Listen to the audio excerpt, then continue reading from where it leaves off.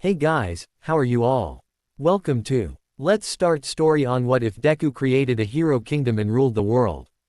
So do 4 blue hearts comment, be sure to subscribe to our channel and like this video and please share with your friends and watch till end. Also check out Patreon for I have upload Izuka X Momo uncensored spicy version, link in description. Another successful heist for the volcano thieves.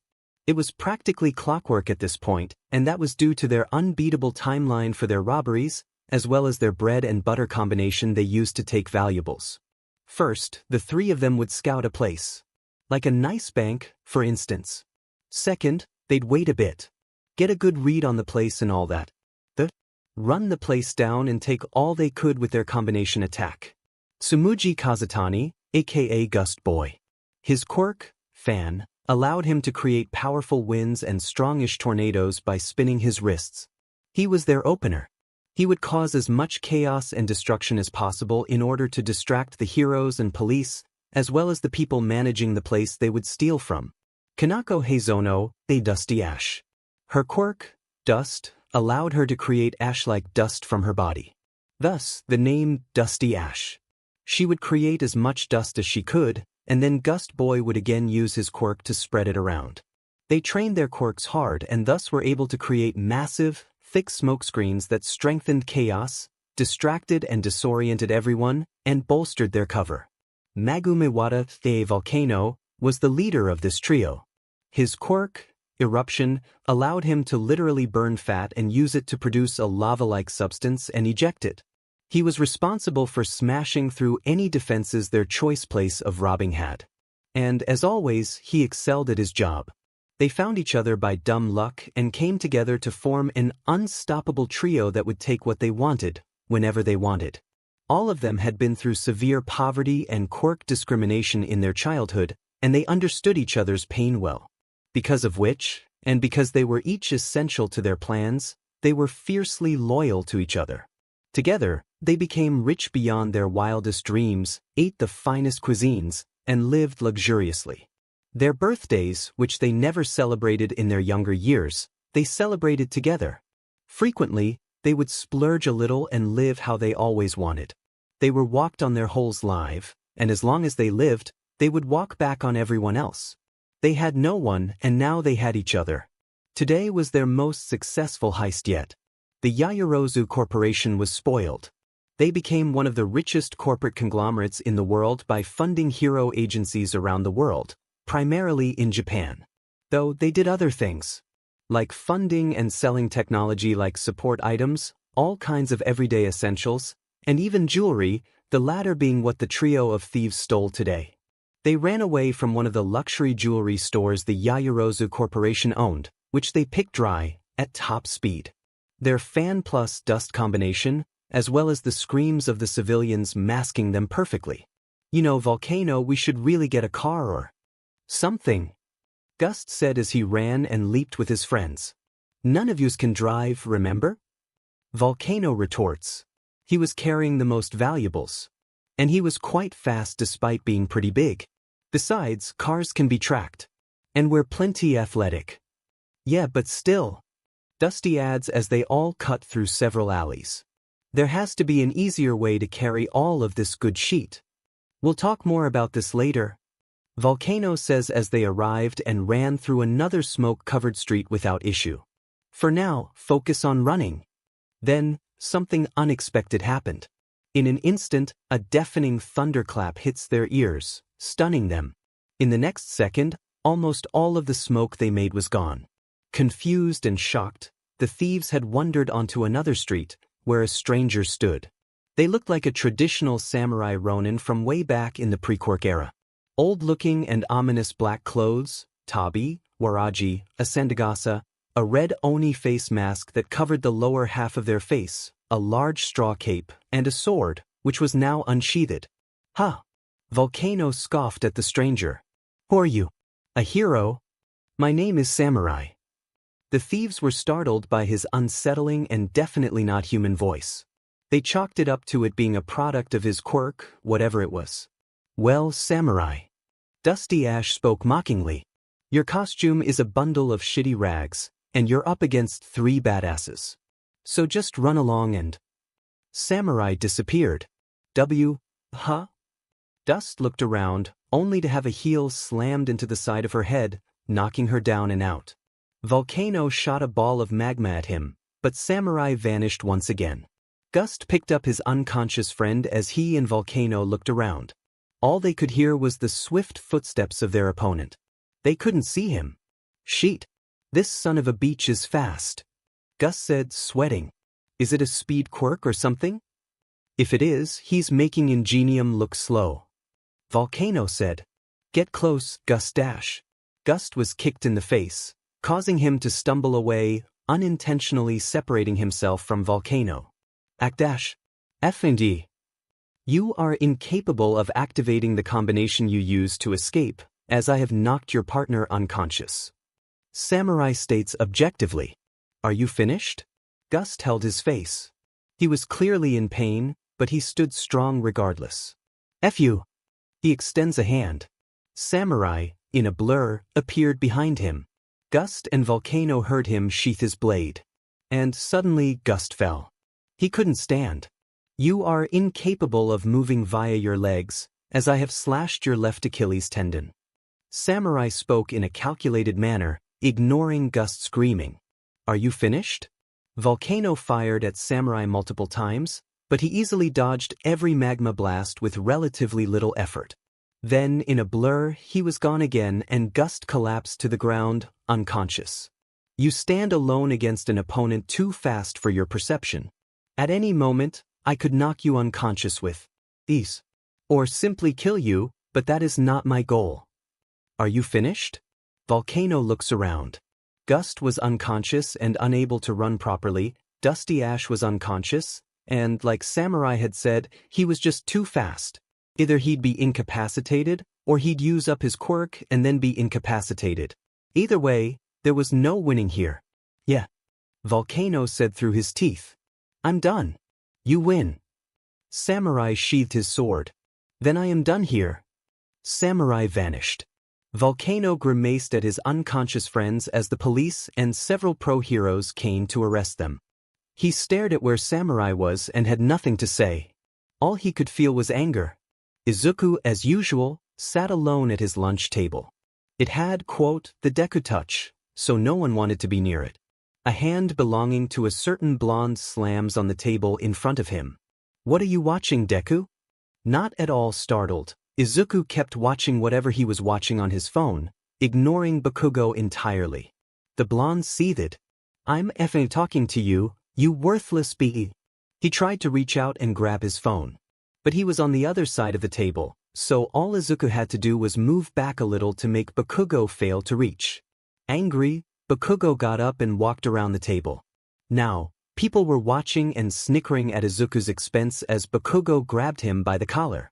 Izuku deadpanned, not even looking at him. You. Bakugo briefly noticed an odd and tiny blinking red dot in Izuku's uniform. He, however, brushed this off. You think you're hot sheet just because of your grades, huh? A few perfect scores and all of a sudden you think you're too good to look at me? A few dozen perfect scores. Izuku mentally corrected as he checked the time. He still doesn't look at or speak to Bakugo. Izuku was surprised his grades weren't tampered with by the staff at all. He never got anything less than perfect scores and literally anything put in front of him. He wasn't cheating. He was just that good. And he knew Bakugo hated that. As Bakugo was about to continue berating him, the bell rang, signaling the end of lunch. We'll have a chat later, Deku. Bakugo shoved him, and he walked away. Izuku finished eating and left as well. Hey, Deku. A kind girl with short brown hair and eyes called to him during class. Izuku instantly knew not to trust her and whatever she wanted do to her using that nickname Bakugo gave him.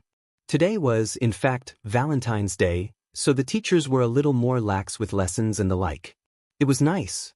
This PRD, there was no work to do, so Izuku used this time to study a little, even though he didn't need to. Izuku silently acknowledged the girl, making her blush. This again? He thought. Here. She, with a smile, handed him a letter with a heart on it. She scurried away, making a few oohs come out of his classmates. Like I'd fall for this again. Izuku thought neutrally but with a hint of bitterness. This happened last year, and last year almost had paint dumped on him. So yeah, this was probably what Bakugo was referring to when he said they'd chat later during lunch. Whatever they had planned this year, he had no interest in learning. Who'd be romantically interested in someone like me anyway? He flushed the letter down a toilet in a bathroom. Izuku was genuinely surprised when he found another love letter in his locker. What? He took a look at it. It was blue with swirls on it, and the heart keeping the letter closed was blue as well. This was unexpected. Too. If the first one was given to him by likely Bakugo crony, who put this one here? Whatever. He didn't know, and he didn't care. Assuming it was yet another fake confession, he tore it up and threw it on the ground. The one that put that letter there, a girl with floaty blue hair, was watching from down the hall. She nearly crushed the part of the wall she was holding. Izuku, just to be sure he wouldn't encounter Bakugo and his annoying but cronies, took a different route home. On his way there, Izuku took something off of his uniform. It was a tiny camera, one he made personally. He took it off and inserted it into his phone's charging port. Moments later, it was ejected, and Izuku pocketed both devices. A little more footage of Bakugo's actions never hurt. He already had more than 100 gigabytes of pure Bakugo deheadery, along with a little bizarre words and actions of their teachers. Soon, this would all be over. Like he'd be stupid enough not to get any hard proof of him being wronged. Upon arriving at his stupidly huge home, Izuku took an electric scooter down his front yard, admiring the path and the abundance of trees in the forest-like area. He casually parked his scooter near his front door and entered his home, stretching in the middle of his large living room. Hey, Metal Sonic. Samurai. Izuku's most prized robot and his masterpiece, Metal Sonic, appeared at his side in just a few moments. He was his first handmade creation. And then Samurai appeared a little later, still obscured by his Ronin-like vigilante costume. He came a good while after Metal. Metal! Izuku took off a few more tiny cameras hidden in more nooks and crannies of his uniform and even his hair. There were about a dozen, which he hands to him. Take these and upload the footage on them to the supercomputer. Metal took the cameras and left. Samurai, Izuku looked at his other robot. I watched your performance during lunch. Keep up the good work. Samurai bows before taking his leave. Izuku sat on the couch, bored out of his mind. He had a lot of free time. So much free time it hurt. And it would only get worse after he graduated. He didn't need to work. He didn't even need to go to high school. He could live here comfortably for the rest of his life. But that wasn't what he wanted. He wanted to help people. But he didn't want too much attention on him either, which was why he made Samurai. Samurai was the first iteration of Hero Robot. Or, to be more accurate, Vigilante Robot. He was a test run of sorts. If this worked, he would make more. But was that all he wanted? To sit here in his house and to be consumed by crippling loneliness, surrounded by nothing but metal and robots? Despite how he denied it, that idea was unpleasant. But it wasn't like he could associate with other people or anything. He was quirkless. Quirkless and a waste of space. A fact his classmates religiously shoved in his face. He got up after a few minutes, changing into casual clothes and a dual-colored hoodie. Metal, put my uniform in the wash, please. Izuku commands, and Metal followed. Samurai, shadow me. Just in case. Izuku went out for a walk, and Samurai vanished. He was proud. He had speed, stealth, and precision down to a T. It was beginning to get laid out and no one was around. And, despite his best efforts, Izuku couldn't clear the conflict in his head. He didn't want to be alone his whole life, but he didn't want to associate with people either. What was he to do? SCK it up and make a choice? Izuku was caught off guard when a small someone bumped into him from behind. Huh. Izuku glanced back, being startled by a little girl in bandages and rags that bumped into him. What the? Who dash? Don't let them get me. The girl begged, shaking. Please. Tia. I'm so sorry. A fake apologetic voice shouted from down the sidewalk. Two men in face masks made their way to him. Eri. One of the suspicious men chided. It was annoying how forced his act was. What have we told you about recklessly running off by yourself? Eri? Izuku asked, making sure they didn't see his face clearly by fake scratching his head.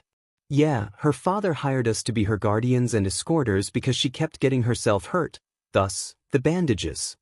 The man said, visibly sneering under his face mask. Izuku picked up Eri. She clung to him desperately, believing that, like everyone else, he'd hand her over. And then Samurai appeared, kicking one of the masked men in the face, drawing the other one's attention. As Samurai beat the hell out of the masked men, Izuku took off with Eri. Tears pricked the corners of her eyes as a rare feeling pooled in her. The feeling of hope. Izuku ran all the way home. His legs were tired and felt like wet noodles, but he didn't stop until he was in the safety of his house. I should look into working out some. I'm too reliant on my technology. Izuku hits the floor. And Mr. Eri said worriedly, staying close to his side. Metal! Metal Sonic appeared, scaring Eri. She backed away but kept close to her savior. Water please. Metal leaves and returned with a cup of lemon water. Izuku drinks it and sits up, exhausted but mostly reinvigorated. He proceeds to sit up, Eri warily eyeing the machine while clinging to Izuku. Thank you. Izuku said. So, he froze up. Come on, she's scared and like half your age, just talk to her. This is Metal Sonic. Izuku points to him. Though I call him Metal, for short. You don't have to be scared of him. Eri didn't relax whatsoever.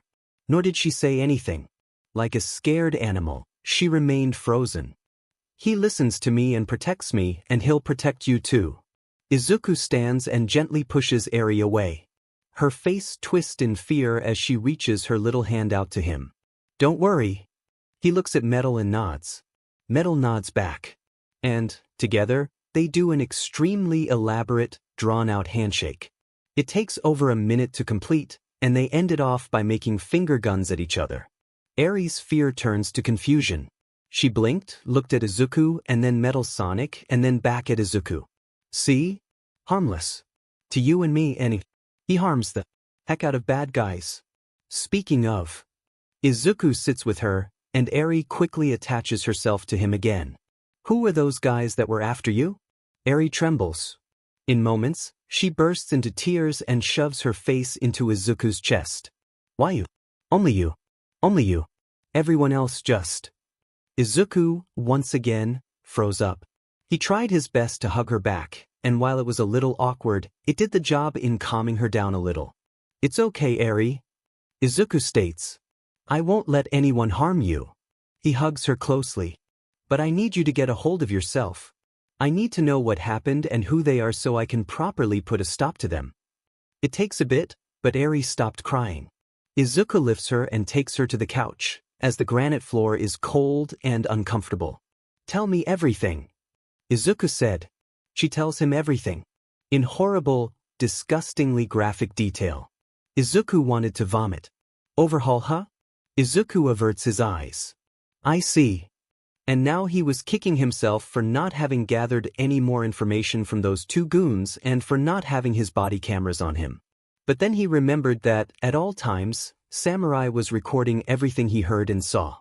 But I can't bring that footage to the police because Samurai recorded it. They'd trace him back to me, and I'd be in trouble.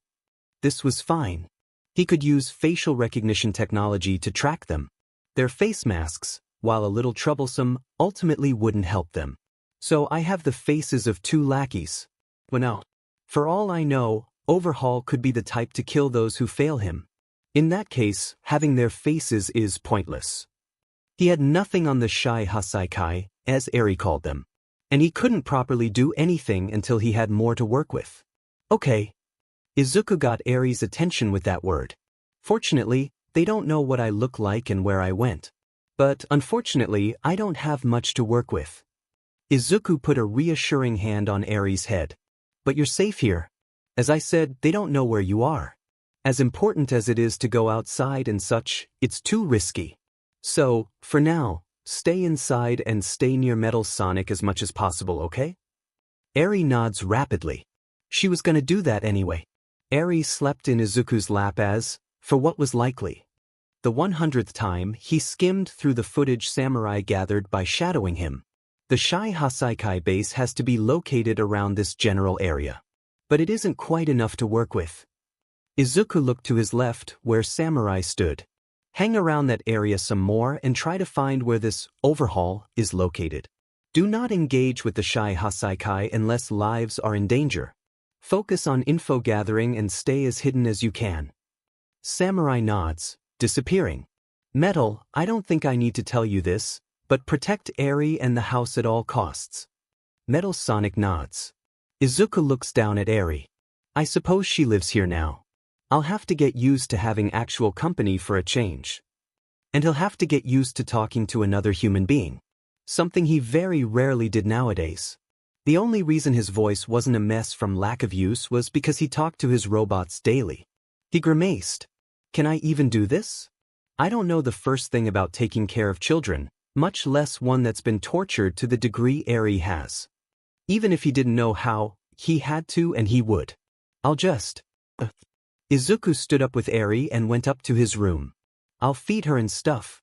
Overhaul probably fed her a bunch of iron-rich crap or things that prevented anemia so as to keep her blood healthy, instead of actual, nice food.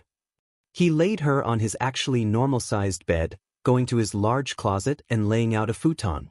Izuku would put her in another room, but she wasn't mentally strong enough to be away from him at the moment.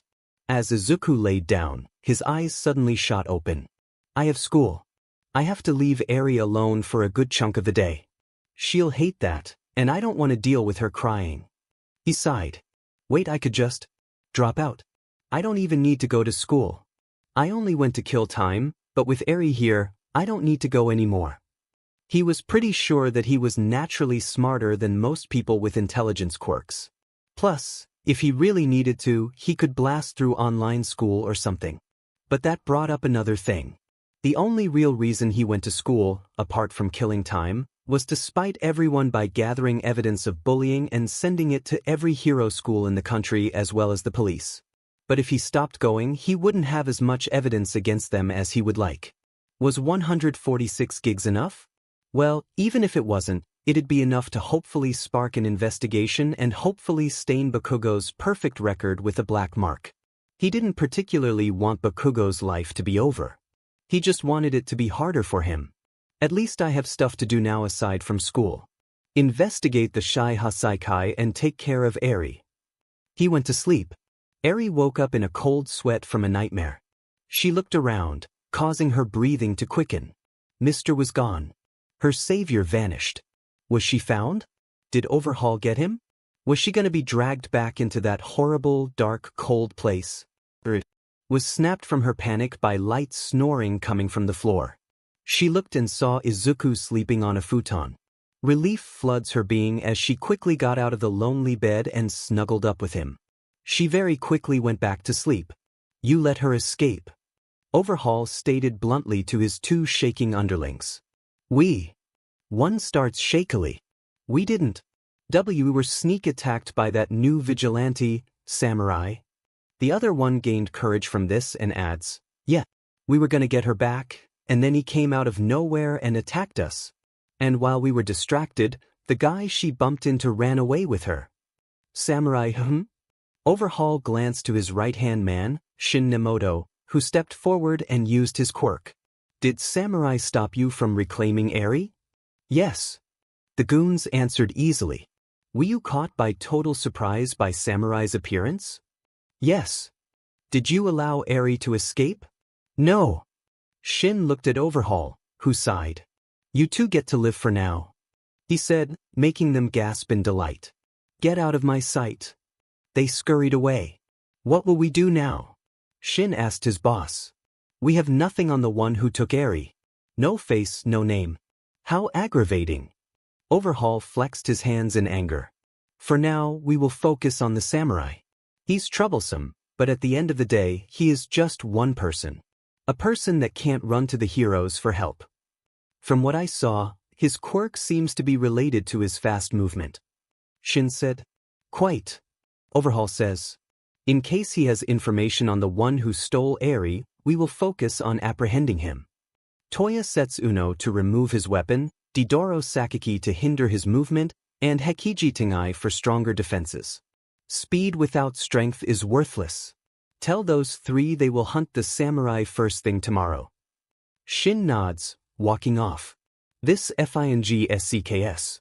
Toya said as he walked the streets with Didoro and Hekiji, where samurai jumped the guys who were assigned the duty of retrieving Eri.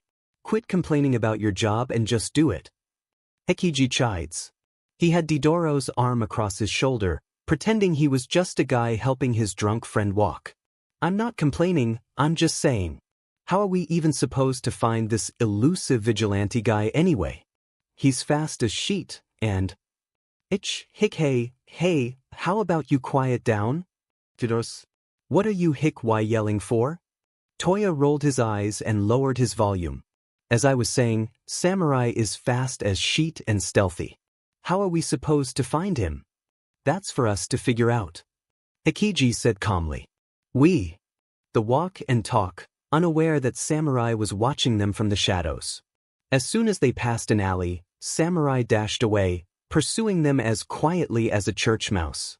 Izuku watched samurai on the supercomputer from the safety of his home. In the background, Metal Sonic was playing Connect 4 with Eri. She was still a little unsettled by him, but she was beginning to warm up to him.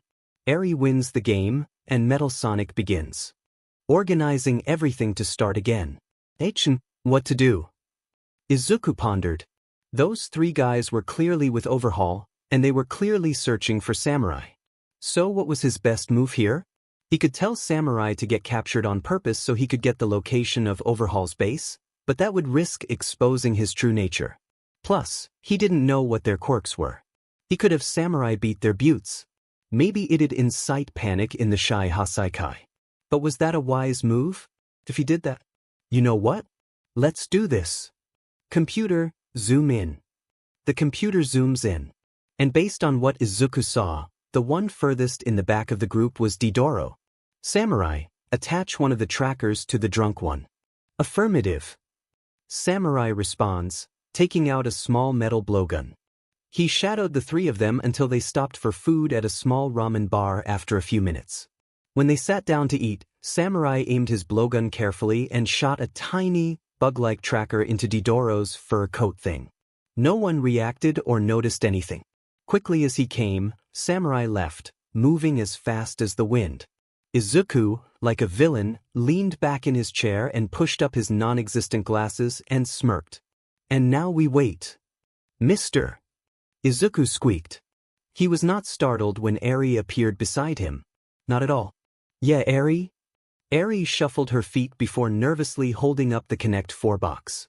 Do you have any more games? I don't really play games that often because I lived alone for most of my life and spent most of that making robots and stuff. Izuku stood up. I'll go out and buy some Dash. Wait. Eri shouts.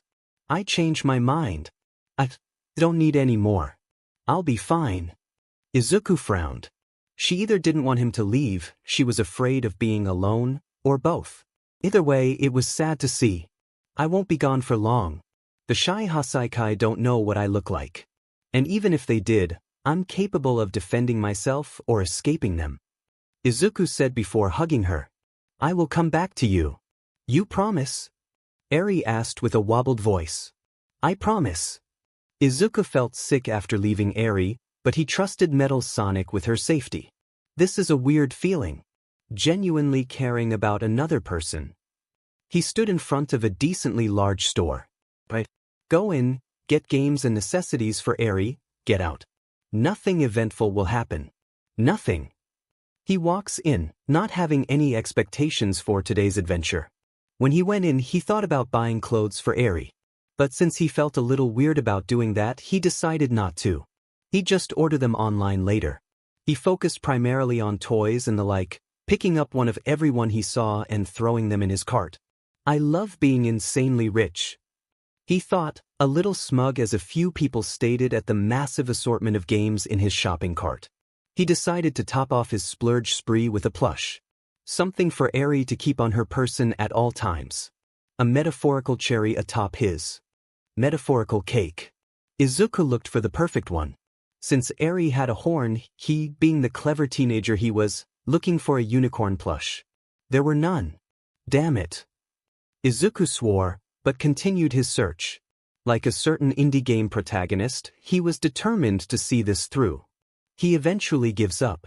He didn't want to keep Eri waiting for too long, so he decided to just grab one and go.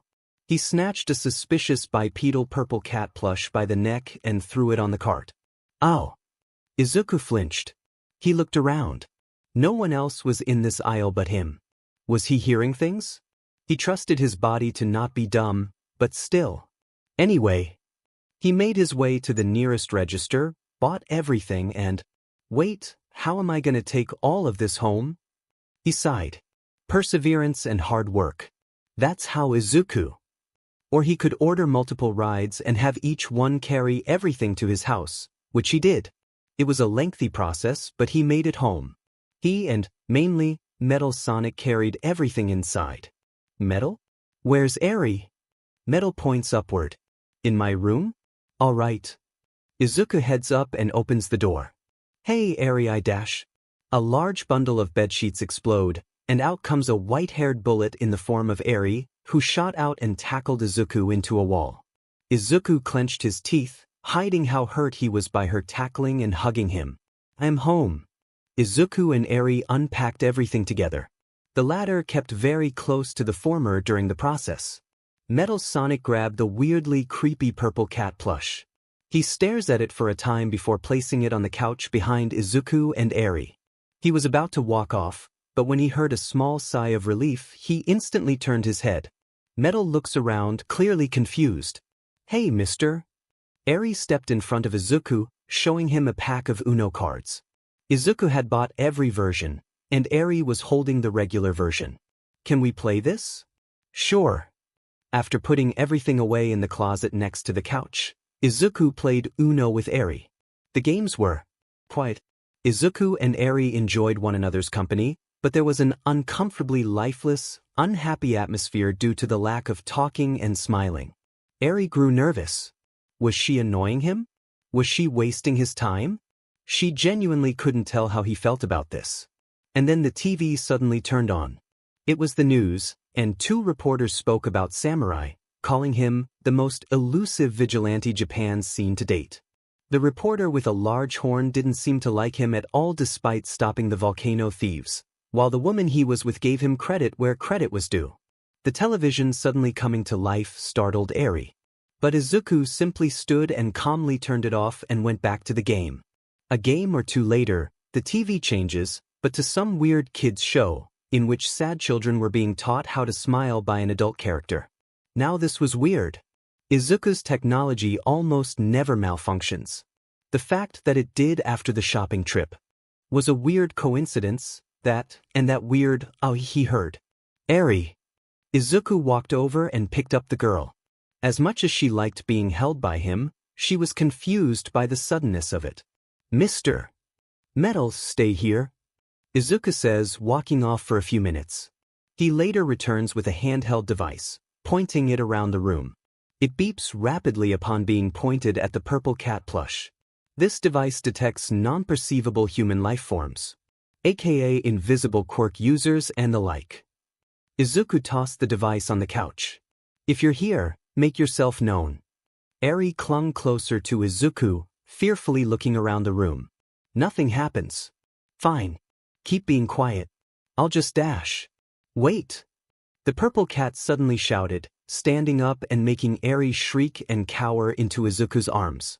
Izuku glared at the creature, making it sweat, somehow. I'm not Dash. Who are you? Izuku interrupts harshly.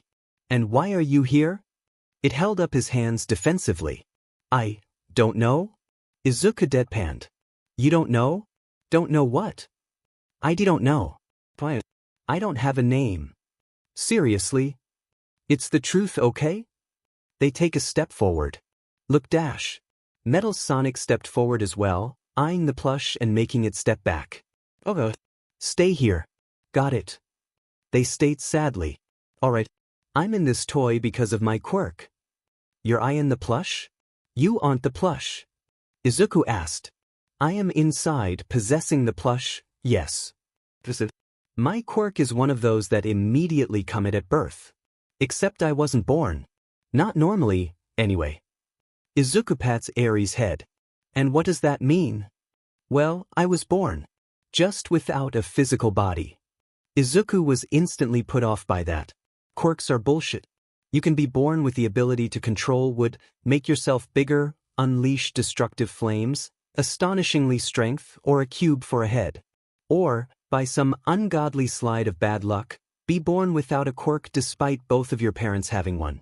What wasn't bullshit was the human body. Kind of. There were a lot of strange things the body did, but one thing it objectively can't do is produce a conscious being without any sort of physical body. Some quirk users had unusual bodies, and some even had bodies that weren't made of flesh. And regardless of quirks being science-breaking, to the extent that Izuku is aware of, there was absolutely no way that an organic life form can be birthed and just exist without a tangible form of some kind. It wasn't possible. So either he was being lied to, or this person didn't understand their quirk. Sure. Izuku relents for now. What is your quirk? I don't really have a name for it, but I'm able to possess anything that's non-organic, like pencils or technology or toys. The bigger something is, the harder it is to control. And if whatever I'm trying to possess is too big, I'll end up just being in it, able to perceive things while in possession, kind of like a freely moving security camera or something. Izuku nods. And how old are you? 7. And if I'm a boy. You're pretty smart and well-spoken for a 7-year-old. I've been basically everywhere in Japan. Then why were you just sitting on that shelf in a store, in a plushie of all things? Because, well, I've kinda been in the market for a family. Izuku deadpanned. Don't give me that face. You try living as an imperceivable ghost, going from the place to place, trying to befriend people, only to get shut out because they think you're some kind of thief or pervert or villain or whatever. No one even bothered to hear me out, not even my parents. They screamed and called the police, saying all kinds of nasty things to me. The plush sits down, huffing in frustration. I was gonna settle for whoever picked me up. Even if they threw me in a closet somewhere, I'd just live with it. But if you're gonna throw me out, at least be courteous enough to put me back where you found me. Izuku still didn't believe him, really, but his heartstrings were tugged to the point where he had to take him in. Avira. What? That could be your name. As for what to call your quirk, something like motherboard could work.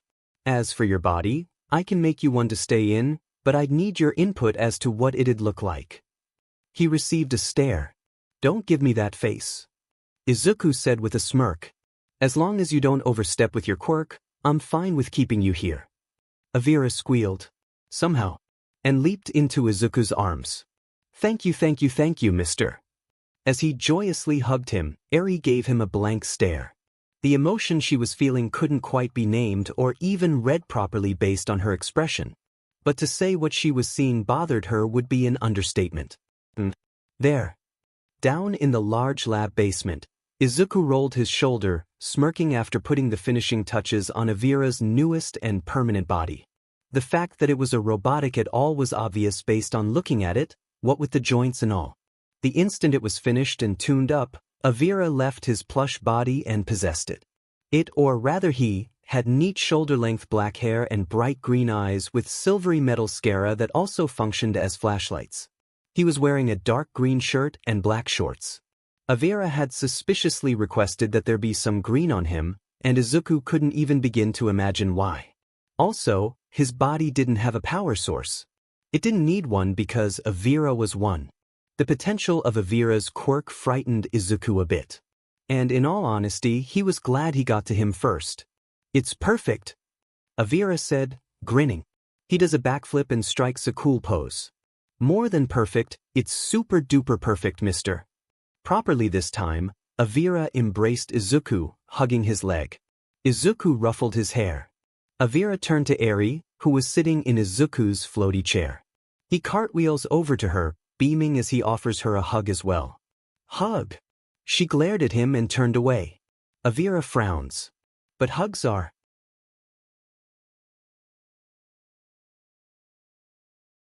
TV, and trying her best to shove her growing discontent away in her mind. Minutes later, Izuku emerged with Avira in his arms. The boy was smiling as brightly as ever. Eri, however, scowled. "Hey, Eri." Izuku blinked when he noticed her face. She looked angry for the briefest of moments before she forced her face back to a neutral look. Izuku wasn't as emotionally intelligent as he liked, but he was still emotionally intelligent enough to understand that something was wrong. "Are you okay, Eri?" Izuku asked, sitting next to her. "I'm fine," she answered. But she wasn't looking at him, so Izuku knew she wasn't. Izuku frowned. "Do you trust me, Eri?" Genuinely offended, Eri turns. "Of course I do." "Then you can trust me with whatever is bothering you," Izuku said. "Not only are you physically safe here, but you're safe here mentally too. If something is wrong or if I have wronged you in any way, then you can tell me. I won't be mad." Eri blinks. "Do you?" Her mouth quivers. "Do you like Avira more than me?" Izuku was stunned but kept calm. "I don't prefer either of you over the other. Why do you ask?" "You're happier around him than you are with me," she shouted, now crying. "Why you do that? That mouth thing. You smile more when you're with him." She points at Avira. Izuku, saddened by the accusation, puts down Avira and hugs her. Eri cried into his chest. "I'm so sorry I made you feel that way, Eri," Izuku said somberly. Izuku began to feel doubt in his capabilities. Taking care of children. He wasn't qualified for this. Not at all. This just wasn't his forte. He shook his head, squinting. No, even if he didn't believe in himself, he had to do it to the best of his ability anyway because no one else could. No one else had the courage or bravery or resources. "Eri." Izuku wiped her face with a handkerchief. "So you want the truth?" She looks up at him and nods. "This isn't an excuse for making you cry, but I'm not a people person. My parents had a warped perspective on things. And despite the fact that they're far away from me now, I can't help but feel that I can't get away from them. Like they're haunting me constantly." Eri widened her eyes. That sounded very familiar. She listens intently. "Again, this isn't an excuse. But I can't believe I let them turn me into this person. Too angsty and dull to take care of his child, too stupid to not pick up on that perhaps smiling more would make his child happier. He's such an idiot that he can't even smile at all. His child." Avira snapped Izuku out of his spiraling. Caught off guard, Izuku and Eri look at him. "You consider Eri your daughter?" Izuku turns red. "I didn't mean it like that. I'm too young. She's not my daughter." Realizing his blunder, he addressed Eri. The unicorn child almost doubled back at how he grabbed her shoulders. "I mean you're not my daughter. You're Why do I keep messing up the stupid words dash?" Eri snickers. Her face. She was holding. In laughter, her cheeks full of air, and her mouth curled upward. He sighs. "You're the best thing to ever happen to me, Eri. I'm so grateful that you're here, that you like me, everything. I may suck at showing it, but you make me happy. And I hope I succeed at making you happy too." Eri smiles tearfully, and Izuku smiles back at her. They were doing it on instinct, and it felt great. "I love you, mister." "I love you too, Eri." They sat awkwardly for a few moments while Avira beamed at their interaction. "So, how about dinner? I can make us some apple pie." Eri perked up at the word, apple, but she didn't recognize the other one. "Pie? What's apple pie?" Izuku smiled again. This time, it was natural. "Trust me, you're gonna love it. He cuts himself off. "I'm not gonna ruin the surprise, but it's super good. Do you want to try it?" Eri nods quickly. "Yes." Izuku picked her up. "My mom is a terrible person, but I'll admit that she makes a mean apple pie." "Your deal." "So." Avira approached Metal Sonic. He inspected the enigmatic machine, looking it up and down. "What's your deal?" "Deal?" Metal inquired in a deep and quite robotic voice. "Yeah." Avira points at him. "You help Mister around the house and stuff, right?" Metal nods. "But is that all you do?" Samurai saves humans and stops villains. Like a vigilante does. Metal looks forward. Whereas I. He pauses. There is one out there that I am meant to defeat. He is troublesome. And I was made to rid him. And to protect my creator from harm. That is my deal. Ah. Avira says. So, where is this troublesome guy anyway? We do not know. Metal says. But when he appears again, I will face him and destroy him. Cool. Samurai looks down at the little girl next to him. Eri, was it? Yeah, Eri was her name. Mr. Samurai? Yes, child. Samurai responds. Can. She taps her foot before loudly asking, Can I try on your hat? Samurai fidgets from her wholesomeness for a bit before composing himself. Without speaking, he took off his hat and put it on Eri's head. Eri looked around, barely able to see anything. The hat was covering her entire face, except for some aesthetic holes and tears here and there. Mr. Samurai? Yes, child? Eri took off the hat. How do you see while wearing that? My immensely talented creator. Samurai responds fondly. That's how. Mechanics. Eri and Avira watched Izuku in the midst of his work. After Avira appeared, Izuku wanted to make something that could detect and alert him of intruders who lacked a presence, like those with invisibility quirks and the like. He had been procrastinating in integrating the singular device he had that could detect invisible life forms into the house's overall security for a while now. Well, no more. Hey, Eri. Eri bites into her comically large Fuji apple and turns. Yes. Avira flinched at the sudden appearance of the fruit. Where did she get that from? But yes. Do you think we could make robots like Mr.'s one day? Eri's comically large apple disappears, making Avira flinch again. I think I would like to. But it looks hard. Yeah, but it's something to think about doing in the future. Maybe we should ask him about it someday. Yeah. Maybe. A looming shadow. Izuku stared up at his supercomputer. And while it was faint, there were small pings of a peculiar yet ominously familiar energy being detected by his systems. Izuku frowns. He's back already? Metal. Metal Sonic appears, and as soon as he looks up at the computer, he appears surprised before rushing to leave. Wait. Izuku says, stopping his magnum opus from rushing into a fight. You did well against him last time, but you lost and he got away. You need an upgrade. Something new that he won't be able to expect. Something that will prevent him from escaping again. And I think I have a way. She wasn't superstitious by any means. But this was strange. Overhaul is here. Location. The message came out of nowhere. And, somehow, it reached her phone of all peoples. Again, she was not the type to believe in things like fate or destiny.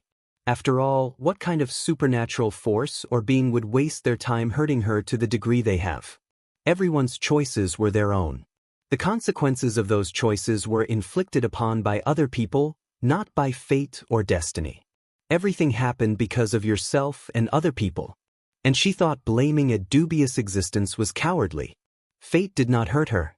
Destiny did not hurt her. That freak, that abomination against nature and whatever created it did. And until her last breath, she would hunt it down and destroy every last trace of it.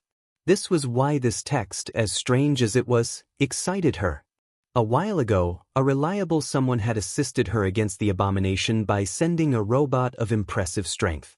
Even when working together, they lost, but with its help, she managed to push the abomination into fleeing instead of her being defeated and it walking away. Because of the robot and, by extension, the elusive creator of said robot, she had gotten closer than ever to killing it. And with their help, she knew she could pull it off.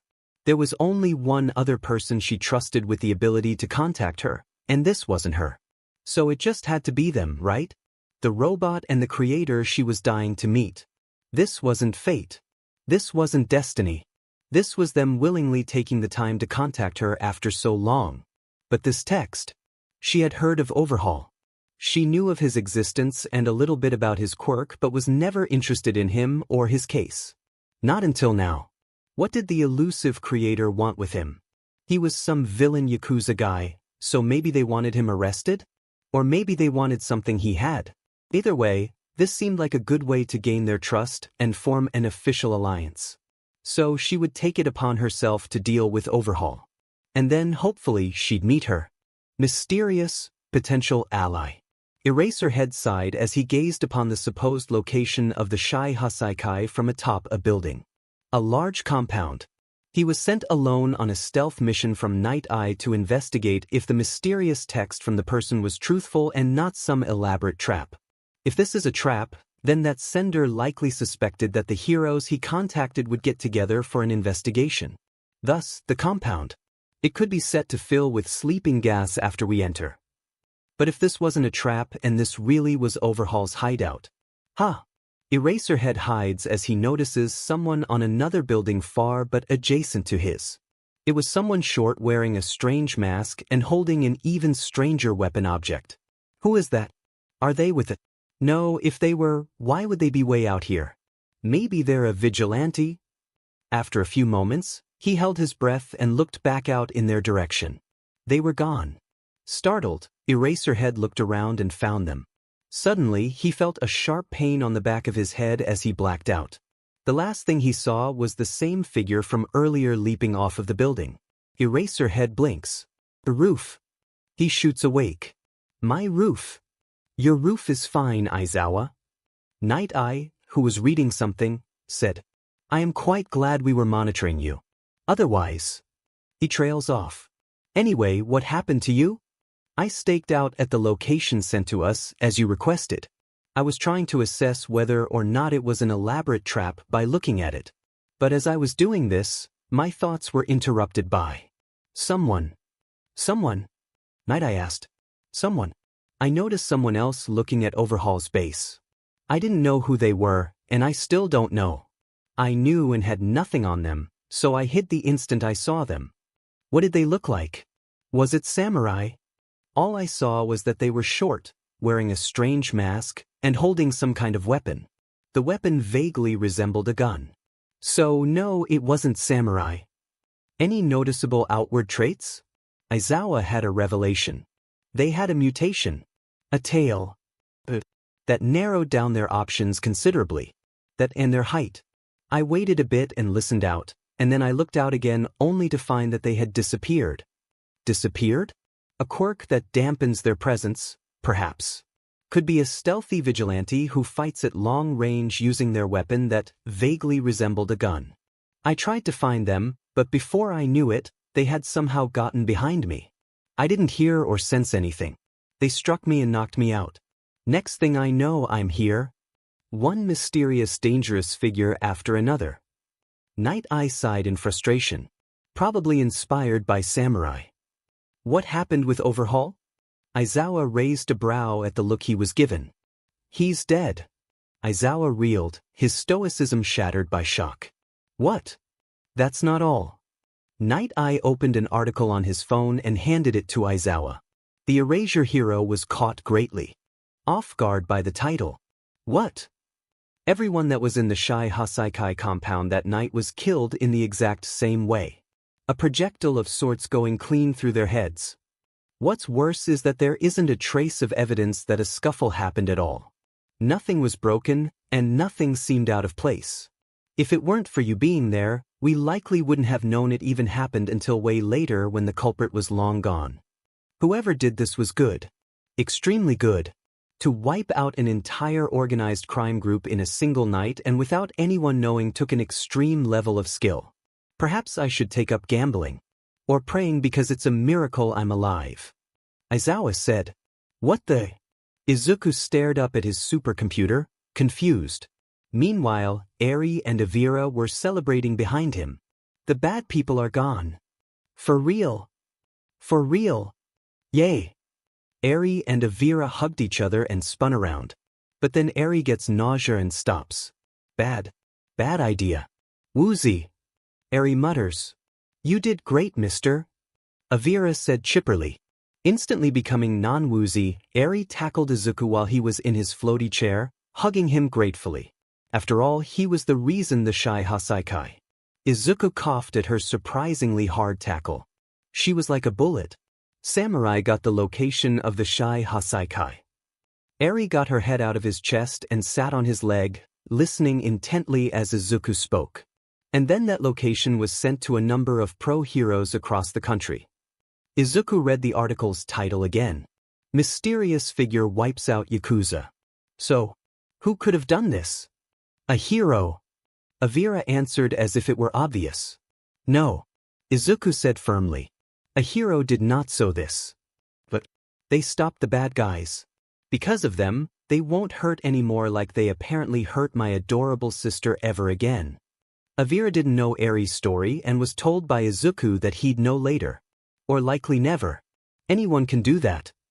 Izuku says. But that won't make just anyone a hero. Do you know why? Why? Avira asked, confused and curious. Because heroes save people. They help people. They're here to do things that other people can't, such as stopping dangerous villains and other disasters. But under no circumstances do they decide whether or not people live or die. They are to strictly save lives and apprehend those that the police can't. Do you know why? Why? Avira and Eri listened in and soaked up every word he spoke. The more ability someone has, the more restrictions and responsibility they must have. It's how social power is balanced.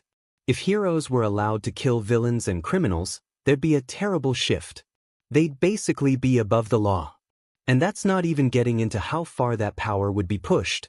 It'd start at killing murderers, then it'd get to bank robbers, and then it'd reach the point where if you jaywalk or steal something small, you'd be slaughtered on the spot by some fake hero with a big head without even getting a fair trial. A world where all heroes kill would be a horrible one to live in. He sighed. Look, what I'm saying is that heroes save people and draw the line somewhere in regards to stopping villains and criminals. Villains and vigilantes don't. And whoever did this, they're no hero. Oh, Avira said, taking what Izuku said in stride. I'm sorry, mister. I didn't know. It's fine. As you said, you didn't know. And life is all about learning and such. As long as you realize your mistake and rectify it, you're good. Eri looked up at him. He's so cool. Wait, Avira says. Then what does that make you and Samurai? Are you heroes? No. Izuku answered almost immediately. Samurai technically can't be classified as a vigilante since he doesn't have a quirk. But at the end of the day, he's a vigilante. A vigilante that follows hero code, but a vigilante nonetheless. As for me, I'm just someone who helped where he could. I'm not a hero. Yes, you are. Eri states. No, I'm not. Yes, you are. Eri repeats more firmly. This was a strange and kind of unsettling change. No dash. Mister. Yes. She stands on his leg, holding onto his shirt. Her fierce glare scared the life out of him. Truly, among every single toddler in the world, Eri was the most intimidating. You saved me, so you're a hero. Got it? Izuku, a little frightened, relents. He nods, making Eri smile. Good. Avira blinked. What was that? What was what? Eri asked. Never mind. Izuku continues to ponder the situation before coming to a conclusion. Was a message sent to someone that wasn't a hero by accident? Either way, he would keep this person in mind. He didn't like not knowing too much or anything about someone so dangerous. She arrives at her oldish home, the floorboards creaking as she drops on her oldish couch. Another success? A girl with mutant traits and an especially large tail asked as she cooked dinner. Another success. The Shai Hasaikai are dead. She whispered in a low voice. Sick. The girl with the large tail appeared in the living room, handing her a plate of curry and a cup of water. Did you get any trinkets? These. She pulls out a small case of small red cylindrical objects. I have no idea what they are. Bullets, maybe? Maybe. But either way. She crushed them into a red powder. I don't quite care. Welp, whatever they are, it's probably best that they don't fall into anyone's hands. Yes. They eat together for a little bit before the happier one spoke. So, about that creator guy you want to meet. I was sent a message by someone that wasn't you. So it had to have been them. Have you considered that it may have been an accident from someone else? No. A sigh came out of the other's mouth. Alright, whatever you choose to do, I'll support you as best as I can. I just don't want you to end up disappointed after raising your expectations so high. For years, it was just us two. We were the only ones who knew of it and its overwhelming threat. For years, we fought, and for years, we lost. But then, during our most recent confrontation a while ago, that robot appeared. It was the greatest piece of technology I've ever seen outside of these. She held up her weapon and her mask. Someone out there made something that was actually somewhat capable of contending with the abomination that killed my friends. When the robot and I fought together, that was the closest I had ever come to finally killing that freak. I have to know who made the robot. I don't know why they haven't tried reaching out, but they must realize that neither myself nor them can beat it on our own. We need to come together and... An explosion cuts her off, and her mask suddenly begins blaring. Her expression becomes serious as she puts her mask on. It's him, she says, her voice laced with fury. Her friend frowns. Be careful, okay? She doesn't receive an answer. Izuku was poring through any overhaul-related news he could find but was interrupted by an explosion and an alarm on his supercomputer. Avira and Eri, startled and scared, stood near Izuku as he found the location of the explosion and what caused it. Metal. He's at Terun's station. Metal nods before flying out of room in an instant. The supercomputer switches to show Metal's perspective. Izuku grimaced, his next thoughts unknowingly aligning with someone else's. I don't know why you're here. She dashed down the streets, cutting past and going around people. I don't know why you returned. Izuku watched as Metal almost reached the location. But this ends. Right here and right now. She arrived, leaping up into the air with her weapon pointed at her mortal enemy. He takes notice of her, looking up, unimpressed but excited. There you are. Shadow the Hedgehog. Who are you? And why are you attacking this station? Asked one of 4 pro heroes that arrived to confront the attack. Shadow the Hedgehog loomed above them atop 2 destroyed, burning cars. All around them were destroyed, burning buildings, and behind the heroes were more destroyed cars and even a crashed train. You're a colorful bunch. Shadow states. Screw this. He ain't gonna talk, so I'll kick his butt. Death Arms rushed forward, massively telegraphing that he was gonna throw a right hook. Death Arms, no. Shadow suddenly teleported right in front of him. What? Shadow grabbed his wrist and twisted it out of place. Ack. He appeared below the punching hero, kicking him in the sternum and into the air before teleporting beside him, crossing his arms and kicking him clean through a ruined building. He lands, unimpressed.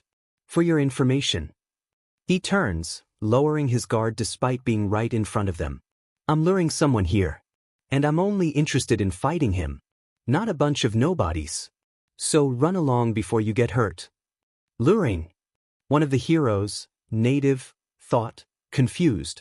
What, are you out to challenge All Might or something? No.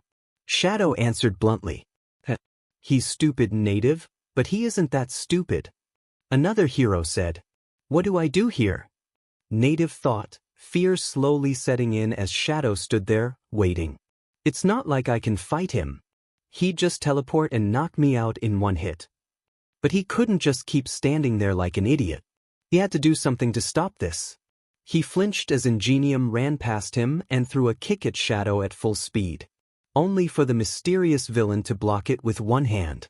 A full speed attack from one of the fastest heroes blocked. With one. Fing. We're so dead. Native thought. Shadow grabbed Ingenium's leg and crushed it through his armor before throwing him aside. As if nothing had happened, he continues to wait. We have to do something. Native said to the others. And what exactly do we do? Another, as clearly afraid as one could be, asked. Something.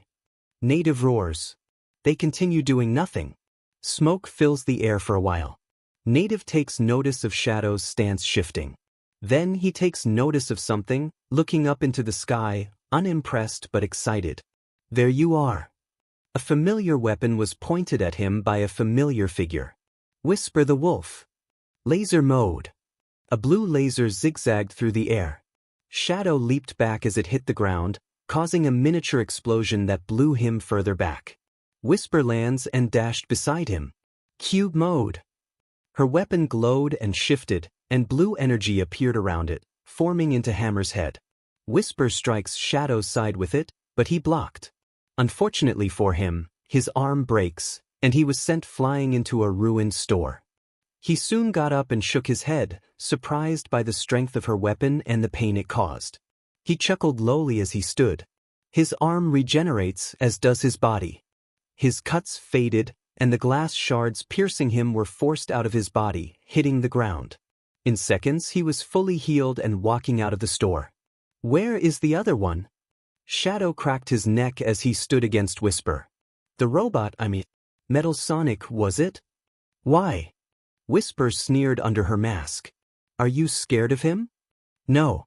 Shadow sneered back. I'm bored of beating you within an inch of your life every time we meet. That robot made things interesting.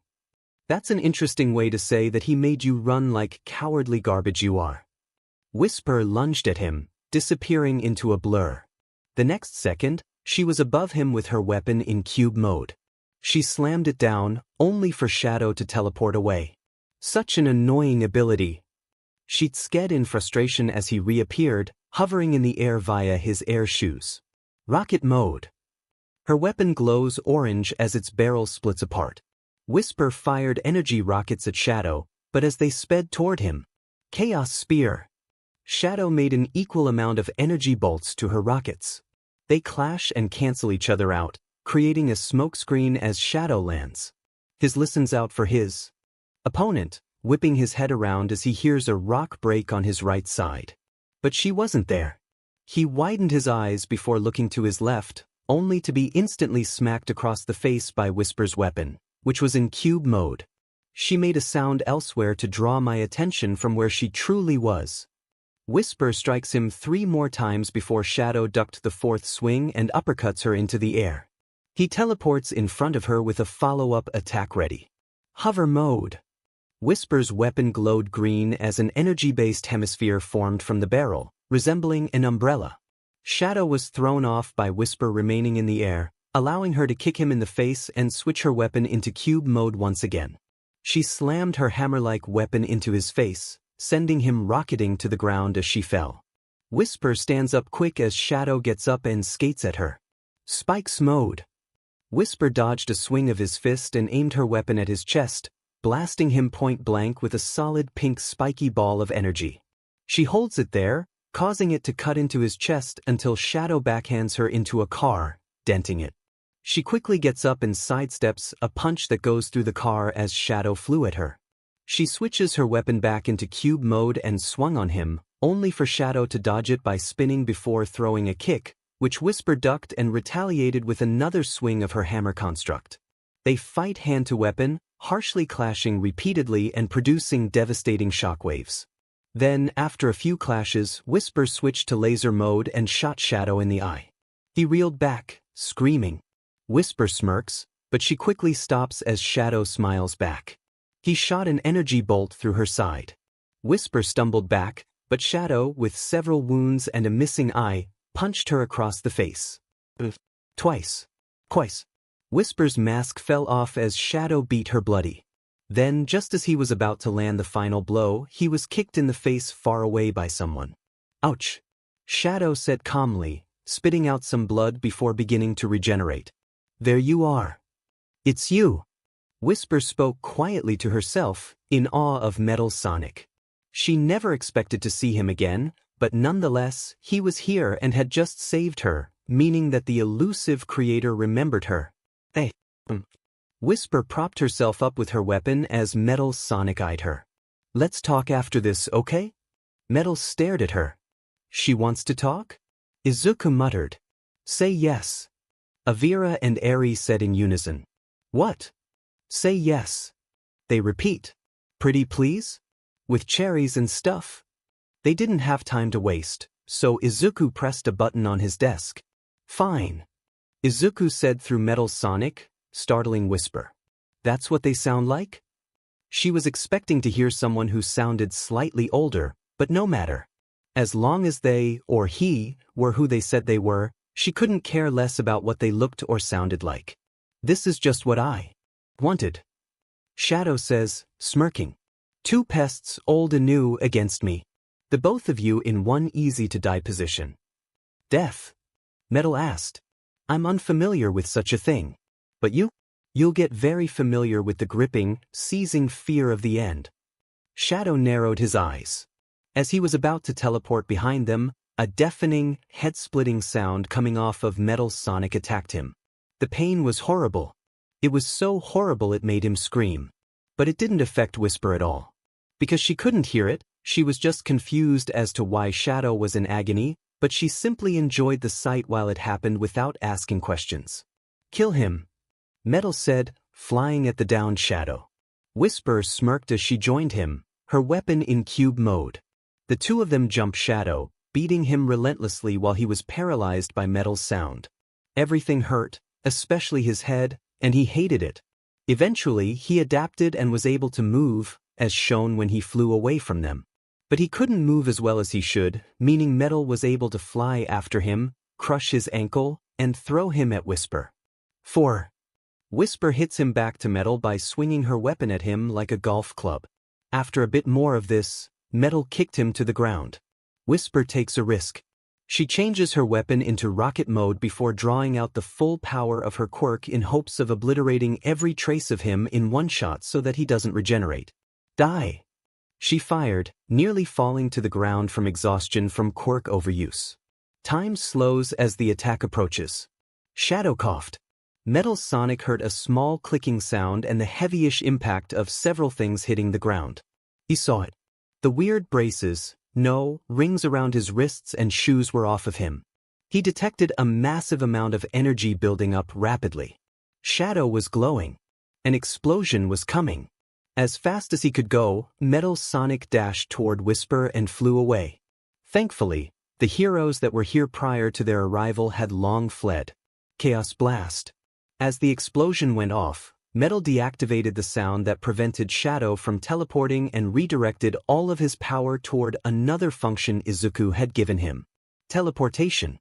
It was a rip-off of Shadow's ability and was really hard to implement efficiently, so it not only took a lot of power, but it could also only be used once per day.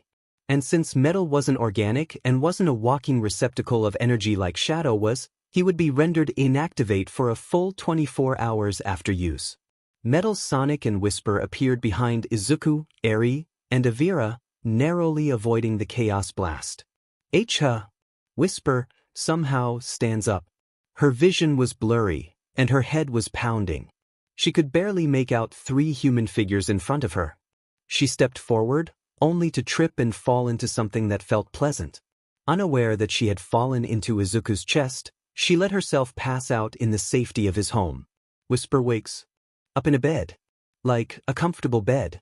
She was so used to waking up with an aching back and having to stretch for an hour that this felt weird.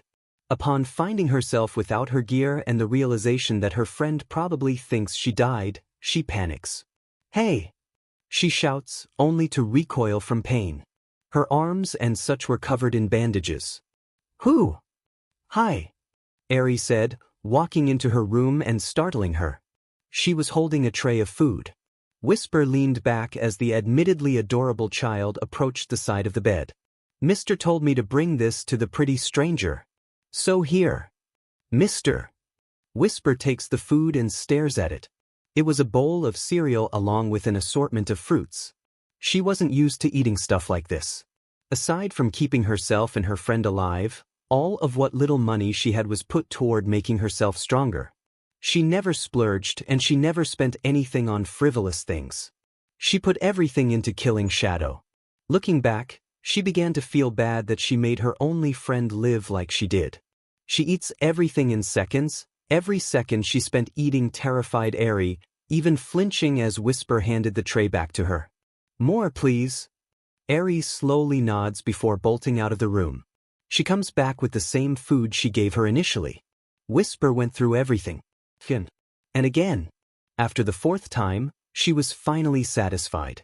So, Whisper said awkwardly, going back the whispered tone she usually spoke in. She didn't know how to talk to children. Where is this? Mister? You asked for Mister? Eri asked, not quite being able to hear her. Yes. Okay. She leaves and comes back with not just Mister, but another robot. A child is slightly older than the little girl. All right, Izuku says. Let's start with our names. I'm Izuku Midoriya. And you are? Wait, that's your name? Avira asked, to which Izuku raised a brow. Yes? I thought you knew that. I didn't. He replied. Eri didn't tell you? Didn't tell me either. Eri said awkwardly. Izuku blinked. I really didn't tell either of you my name? No. Eri and Avira answered. Whisper snickered. Their interactions were adorable. Well, my name is Izuku Midoriya. Well, I'm gonna keep calling you Mister, if that's okay. Avira said with a grin. Me too. Eri said, but without the snark. She had been calling him that for too long to suddenly switch. That's fine. You may refer to me as whatever you like. And if you adopt any other kids, I'll make them call you Mister as well. Avira said. Please don't do that. Izuku, taking that as a joke, deadpanned. Though that quickly fades as he smirks. He couldn't be mad at Avira. Anyway, what's your name? Whisper. What's your name? Avira whispered, making Eri giggle. Whisper is her name, genius. Izuku jabbed. Ah. Do you? Whisper felt nervous for some reason. Do you remember me? Of course. Izuku answered with confusion. You fought with Metal Sonic. Against Shadow last time. But he teleported away. After that, I added a scrambler function in the form of a horrid sound of sorts to Metal. After all, most teleporters and warpers require some level of concentration in order to teleport or make portals. Then you and him fought together against him again, but this time, he forced Metal to flee with you thanks to that massive explosion. How did you do what you did with your Metal Sonic? And why didn't I hear anything? Well, in Shadow's case, I used his DNA to code the sound frequency to target his ears specifically. And with the DNA samples Metal gathered by beating him, I'll make some more anti-Shadow weaponry. Whisper was stunned. This was it. The person before her really was the real deal. He could really do it. After so many hopeless days, finally, a spark of hope had appeared. Say, why do you keep fighting Shadow anyway? A grudge. Whisper said. Killed people I liked. That's all I'll say. The diamond cutters? Whisper's expression displayed shock before darkening. How? Do you know that? WL. Izuku looked at Eri and Avira. I may as well tell the two of you as well. Tell us what? Avira asked, looking at Eri, who just shrugged. I've been tracking Shadow to the best of my ability for a while now. Izuku said. And that's for one reason. Why? Whisper asked evenly. Because Shadow is a bioengineered life form. Artificial. Izuku said. And the one who made him was Inko Midoriya. My mother. Izuku waited for her to blow up at him. To attack him. But to his surprise, she does neither of those. She didn't even insult him. Oh. She says. Oh. Izuku asked. You aren't mad at me? No. Why would I be? You're actively opposing him and, by extension, your mother. At most, I'd say I'm mildly surprised. Whisper says. And even if I did attack you, which I won't, the fact that you asked me that means you've prepared something in case I did, right? Yeah. But don't worry about that. We have a grandma? Eri asked excitedly. No. Izuku says. Do not call her that. He spoke more harshly than he intended. Upon that realization, he calms down. If you ever see her or, God forbid, my father, don't you dare even think about trusting them for even a second, got it? Yeah. Got it. Eri said, mildly surprised. Are they bad people? The worst. Izuku says. To think someone like me came from those two. If you don't mind me asking, what are, or were they like? Avira inquired. They, like myself and the rest of the Midoriya family tree, are natural geniuses and specialize in something. Despite us existing since before quirks did, no one really knows of us. Izuku says. But, as well as having genius, my relatives are also terrible people. Most notable disasters throughout history were probably caused by a Midoriya. Heck, I learned a while ago that a Midoriya caused the Chernobyl disaster. What's a Chernobyl? Eri asked. That's that place in Ukraine, I think. It became uninhabitable centuries ago due to a nuclear accident. To this day, it's still not safe to live in. Avira explained. Eri nods absent-mindedly. Avira deadpanned. Izuku continued, but Inko. She's truly horrible. Even by Midoriya standards. Unfortunately, she's also more well-versed in science than any other. My dad, who obviously isn't of Midoriya blood but is still quite smart, specializes in machines and robots, and Inko specializes in life science and everything related to artificial life. And what about you? Whisper asked. You said all Midoriyas specialize in something. What do you specialize in? Dunno. What? I haven't figured that out yet. I feel as though I can do both, I just haven't tried anything in life science yet despite having the appropriate materials. Perhaps you should figure that out. Whisper says. Your specialty could be essential against your evil parents. Maybe. Izuku says. Anyway, despite my lineage and despite coming from the most dangerous Midoriya ever, I have no interest in hurting others at all. I want to help, and I also want to stop any other existing relatives from committing harm. An anomaly, the one and only patch of good versus a sea of evil. Avira mutters. Anyway, Izuku sighed. I'm a bit disappointed that I failed to kill Shadow again. But I'll get there someday. I'll help you. Whisper says. If you'll let me, I dash. All right. Izuku tossed her a map of the house. What? Are you serious? I am. Izuku says. It was you that took down the Shai Hasaikai, wasn't it? Yes. I don't like how you did it, but the fact that you did it on your own proves that you've got serious talent. Talent that I need to get rid of my parents. Izuku says. I'll even pay you. No, you don't need to pay me. Whisper says, excited and nervous. She was jittering. I just need a place to live, and based on this map, it seems like you have more than enough space. Let me rephrase that, Izuku says. I am paying you. You dash. I'm paying you. Izuku says forcefully. You need money to buy your own things after all. And I have plenty. We'll work out getting you a bank account or something later. Whisper holds in her tears. Finally, things were looking up for her. And then she remembered something. Tangle. Izuku recoiled, making Whisper blush in embarrassment. She's a friend. And I kinda left her when Shadow appeared. Can she live here too? Yup. Whisper smiled. Thank you. No thanks necessary. So that's how it went down, huh? Inko Midoriya asked her finest creation, Shadow, in her extravagant lair. She was wearing dark green and gold silk robes. I suppose it lessens your failure a little bit. I bet you didn't expect him to hinder your teleportation like that. I didn't. Shadow said, feeling a little nervous as he kneeled before her. He grew even more nervous the longer she stayed silent. So dash.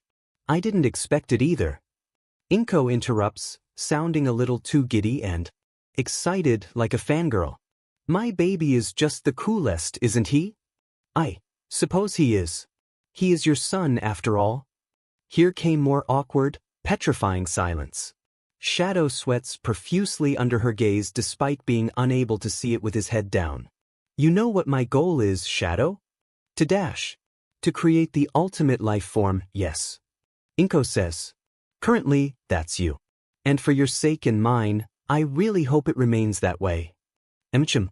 He nods. So, what now? Now. She pauses. I wait. Maybe create something new. My baby is gonna make waves, and I wanna watch him before I show him who's boss. Right. Shadow says. More of that silence he hated. You can leave now. Shadow doesn't hesitate to teleport away. As soon as he was out of her presence, he let out a deep sigh of relief. Being that nervous all the time couldn't have been good for one's health. Woo-ah! Tangle the lemur, best friend of Whisper the wolf, stood in Izuku's yard with aforementioned friend and Izuku. This is your house. And your yard? Yes indeed. Izuku says. And you're just letting us live here? Tangle asked. I am. I'm paying Whisper for her services as well as yours. Tangle sweats. No, you don't need to. Just accept it. Whisper states. I didn't want his money either. Tangle stepped in front of Izuku, saluting stiffly. You won't regret showing us this level of kindness, Sir Midoriya. Don't call me that. And don't salute me either. It's weird. Izuku says. Sorry. Tangle sweats. Hut was still grinning as she extends her bulky yet very fluffy tail toward him, offering a handshake with it. Let's be good partners and even gooder friends. Izuku shook her tail hand. Let's. Whisper was happy to see the best thing to ever happen to her, Tangle, and the second best thing to ever happen to her, Izuku, get along. Tiny creatures. Tangle, starry-eyed, squealed girlishly when she spotted Izuku's children on the living room couch. Those are my children. The girl is Eri, and the robot boy is Avira. You take care of children? Tangle asked. Oh, not officially. Or legally. I found them, they didn't have homes, and now I'm taking care of them. He then noticed her standing in front of Eri and Avira. The former was very clearly put off by her energy, while the latter enjoyed it. You two are just the cutest little things. I know. It's like saying grass is green. Avira's mechanical chest puffs up in pride. I mean, no one can compete with Dash. Especially you. Tangle said to Eri, making Avira shatter like glass.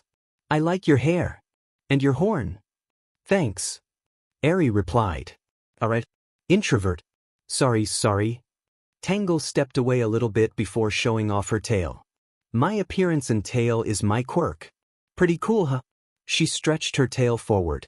You can touch my tail if you want. It's plenty comfy. She grinned. Whisper would know. She often dash. After receiving a threatening glare, Tangle stopped speaking. Speaking of quirks. Izuku addressed Whisper. What's yours? I call it color power. It's kind of an unstable quirk. So much so that I can only properly use it with this. She holds up her weapon. It's called the Variable Wispin. It was made by my good friend, Smithy, one of the diamond cutters. Neat. What about you? Tangle asked curiously. Izuku pauses. He was hoping that they wouldn't be the quirkest type. I'm quirkless. He says evenly. Huh. Tangle blinked before turning back to the children. Anyway, go ahead and feel my tail. If you want to. Eri touched it. And then Avira. Tangle, heads up, I'm gonna hug your tail for the rest of the day. Avira says. Yaha. Avira goes koala mode on her tail. Tangle moves it, and by extension him, around a bit. Anywhoosies, what's the haps with my job, boss man? What's the what?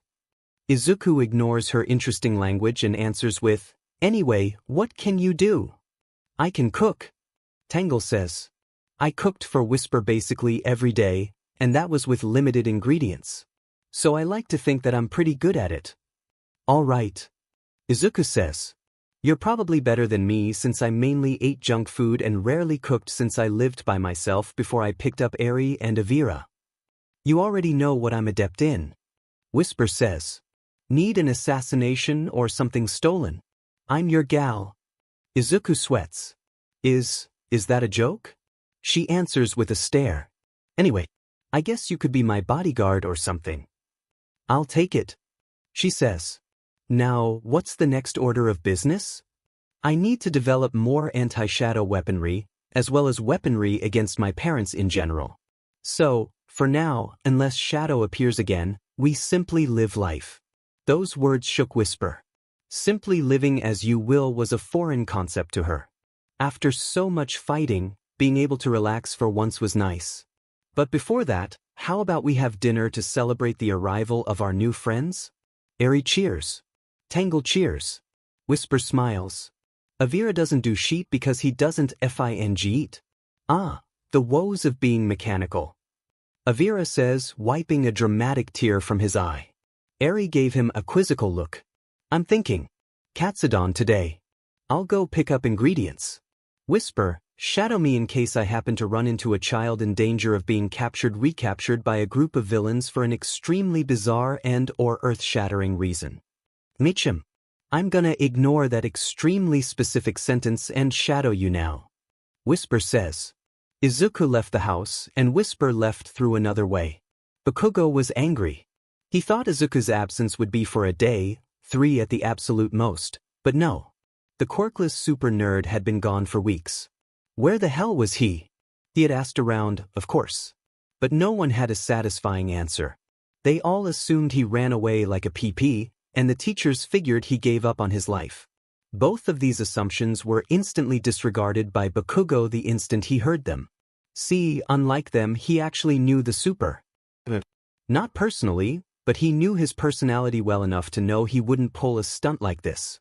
He would understandably avoid him during and after school and was annoyingly good at evading him when the day was over, but he never seemed like the type to turn tail and run for the hills. Unless he had been reading him wrong this whole time. He had this feeling that he had been absent for a reason. There had to be. Did something happen in his life or something? He didn't particularly care about the why. He only cared about knowing it. And he would learn one way or another. Interestingly, sometime after his disappearance, he noticed he had been catching stares from some girl with floaty blue hair. Angry stares. Whatever. Had she been more attractive, he would have cared a little more about what she thinks. In any case, he would pay a visit to his punching bag's house and get his rightful answers out of him. And that's just what he does. After school, he went home, changed out of his uniform, and made his way to the super nerd's home. He hated how his house was so much bigger than his and that despite his insistence and threats, he had never been allowed in. No matter. He could easily and explosively hop the gate. Tangle was joyous. She had never felt so free in her life. There was so much space in Izuku's yard to move around in, and so many trees to swing around on. She was a glutton for physical activity and was quite the athlete. And while living how she did previously put a hamper on that, the fire was reignited thanks to Izuku. Whisper had her beat in combat ability, sure, but if it came down to it, she was confident she could at least outrun or outclimb her. As she leaped from tree to tree with her tail, she suddenly stopped upon seeing something. She pulled herself up and onto a thick branch and looked out at the front gate. A mean-looking blonde had just jumped the gate and was currently en route to the house. Seriously? Hey! Tangle drew the mean blonde's attention with a shout before leaping in front of him. You know there's a bell, right? Who the F are you? She blinked. This was really happening, wasn't it? Why would anyone so openly trespass like this? I should be asking you that. Tangle said. You know this is private property, right? You could dash. Deku lives here. Bakugo interrupts, confusing her. Where is he? Bring him out. Now. No one named Deku lives here, dude. Tangle says. Who do you think you are calling someone that? Bakugo rolled his eyes. Green hair. Green eyes. Freckles. Bring him out, Tail. Tangle was beginning to hate this guy. You're describing Izuku Midoriya, not whoever, Deku's. They're the same effing person. No, they aren't. Yes, they are. No, they aren't. Tangle says calmly, smirking as he grew angrier. I'm not arguing with some extra Deku hired or whatever. Bring him out, or I'll drag his butt out here myself. Bakugo demands, explosions crackling in his hands. For intimidation? Of course. Not that it works at all. Tangle sighs. I'm giving you an out. This is private property. Leave, and I won't tell Midoriya that you were here. Bakugo growled. Do you think I'm scared of him? I can kick his butt in my sleep. Tangle blinks. Does he have brain damage? What is wrong with him? He isn't here. He's out shopping right now. Tangle says. Leave. I'll wait in his house until he comes back. Bakugo bit back. Oh, Tangle was not letting this guy near Eri and Avira. I'll give you one more warning. Tangle says. This is private property. Leave or I will make you. That shitty super nerd is hiding from me, isn't he? Louder explosions came from his hands. He's curled up in his room pissing himself now that I'm here, huh? Fine. Tangle says, making Bakugo smirk. I warned you, man. She gets in a fighting stance. I'll be using force to kick you out because you aren't worth Midoriya's time. But I think you know that already, don't you? That statement irritated him more than he expected. So much so that he flew at her with his explosions without saying a word. Tangle was, combat-wise, Whisper's lesser. But that didn't mean she was weak or inexperienced by any means. She saw his right hook coming from a mile away and sidesteps it, making a fist with her prehensile tail and striking him in the gut. Bakugo heaved. Tangle doesn't let up, grabbing his leg with her tail and slamming him into the ground. Are you done yet? She casually crossed her arms and lifted him upward with her tail. Because while I enjoy the idea of throwing you around for insulting Midoriya, you aren't worth my time either. Again, with the sentiment that he wasn't worth anyone's time. Who did she think she was talking to? He was Katsuki Bakugo. A shoo-in for UA and the future greatest hero to walk the earth. In no universe was he not worth anyone's time, like that shitty super nerd was. Bakugo tried attacking the tail holding him up. Tangle seized this and threw him into a tree. Wait, I don't want to accidentally paralyze him. Tangle thought as Bakugo leveled himself and flew at her, screaming. Less slamming, more punching. She dodges yet another right hook and kicked him across the face. This time, she wrapped up his body except for his face in her powerful tail. Are you done? Tangle asked boredly. Jerk. Bakugo attempts to worm his way out of his binds, only for Tangle to squeeze him tighter. Let me go, you annoying beach. It's taking more effort to not crush you than it is to keep you still. Tangle says honestly. Now, are you gonna leave? She felt him use his explosions on her tail. It stung a little, but the pain wasn't terrible. Annoyed, Tangle brought Bakugo in closer. And slapped him. I don't care about you and Midoriya's beef, or why you think you're able to just waltz in here like you own anything. But one way or another, you're leaving. In frustration, he growled furiously as he tried freeing himself. Only for Tangle to slap him. Harshly twice more. Do you want it to be on your 2 feet? She slapped him twice. Or does it have to be in a police car? One more clean slap across the face. Because, again, this is private property. If Izuku doesn't allow you in, you aren't allowed in. End of story. Do you feel like leaving now? Bakugo hated this. He hated Deku, and he hated the weird tail beach that beat him up like this. He tries again to break out. Her tail was insanely strong. She backhands him. Are you done? I'll dash. She punched him square in the nose, breaking it. Don't speak. I hate your voice. Just nod. Tangle says. Are you gonna leave if I let you go? Bakugo almost passed out from how angry he was. He nods. That's what I thought. If you ever come back, I'll beat you senseless before calling the police. She threw him out onto the sidewalk like garbage. And you're almost as ugly as your quirk is weak. Bleh. I bet girls hate you. She leaped away. Bakugo lifts himself, wiping his bloody nose. Feeling his blood boiling in his body, he walks away. This wasn't over. Far from it. Izuku reached the front gate of his home after an uneventful shopping trip for Katsudon ingredients. You know, Izuku said as Whisper leaped just beyond the gate. He enters after her the normal way. I really was expecting some last-minute complication while I was out. Why? Whisper asked, confused as they walked down the yard together. Why not? Izuku replied. Oh, I guess it's a good thing that I won't adopt any more children under bizarre circumstances. And then he tripped over something. Whisper, startled, went over to help him up. Assuming it was a rock or a branch or something, they looked to see what caused his fall. It was a small child, a girl, with short light blue hair that faded into yellow with pink fairy-like wings on her back. She was wearing a dirty white shirt, brown khaki shorts, and red shoes.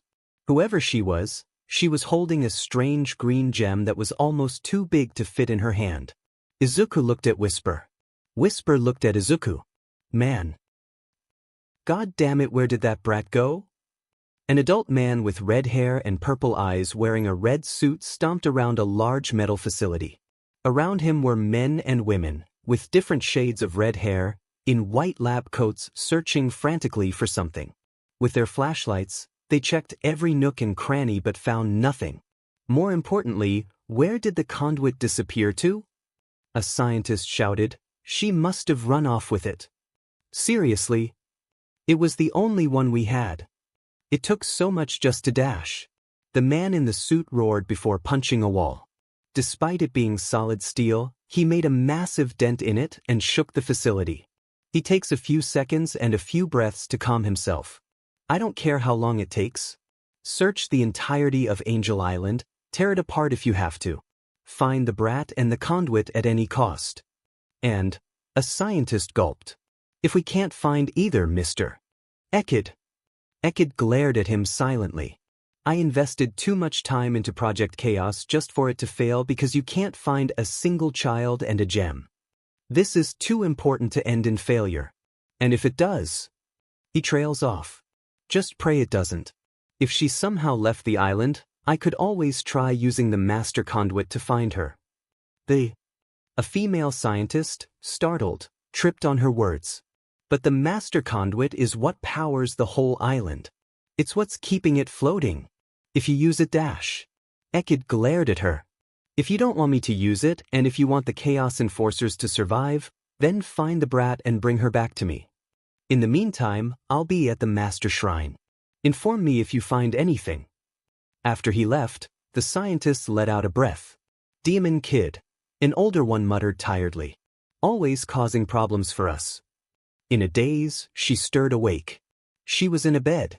Did it work? She felt the conduit in her hand. It wasn't stolen, thankfully. Hi. She looked to her left and found a nice-looking boy sitting at her bedside. It worked. She shouts, startling him. Excuse me? What worked? Izuku asked. And why were you passed out in my yard? She cleared her throat. Hi. She stood up on the bed she rested in. My name is Cow. Well, Cow, my name is Izuku Midoriya, and Avira bursts in shouting, call him Mr., and then promptly left. Avira, I swear to. Mr. Cow said chipperly, making Izuku groan. Anyway, he says. Cow, why were you in my yard? I needed someplace safe. She said, shuffling her feet. Some place to hide myself and to hide this. She showed him the large glowing gem in her hand. What is it? Izuku asked without reaching for it so as to not make her uncomfortable. A chaos conduit. She answered. It's powerful and I made it. You made it? What's your quirk? My quirk is called Gather. I can reach the energy that makes up the world and direct it. And my wings. Her wings flutter like a hummingbird as she floats. Are a minor mutation that comes with it. So you can gather energy and redirect it? Neat. And if it was the energy that makes up the world, or whatever that meant, then that meant that she basically had unlimited power at her fingertips. How'd you make that conduit thing with it? Cow frowns. Bad men. Instantly getting overhaul flashbacks, Izuku tenses. Bad men. The Chaos Enforcers. She says meekly. They captured me for my quirk. The leader, Ekid, wants to use me to make super weapons. He has a strength quirk and is capable of grasping the energy I gather and shaping it with his bare hands. Ah, so you'd gather the power, and he would meld it into a conduit. Yup. You're pretty smart, mister.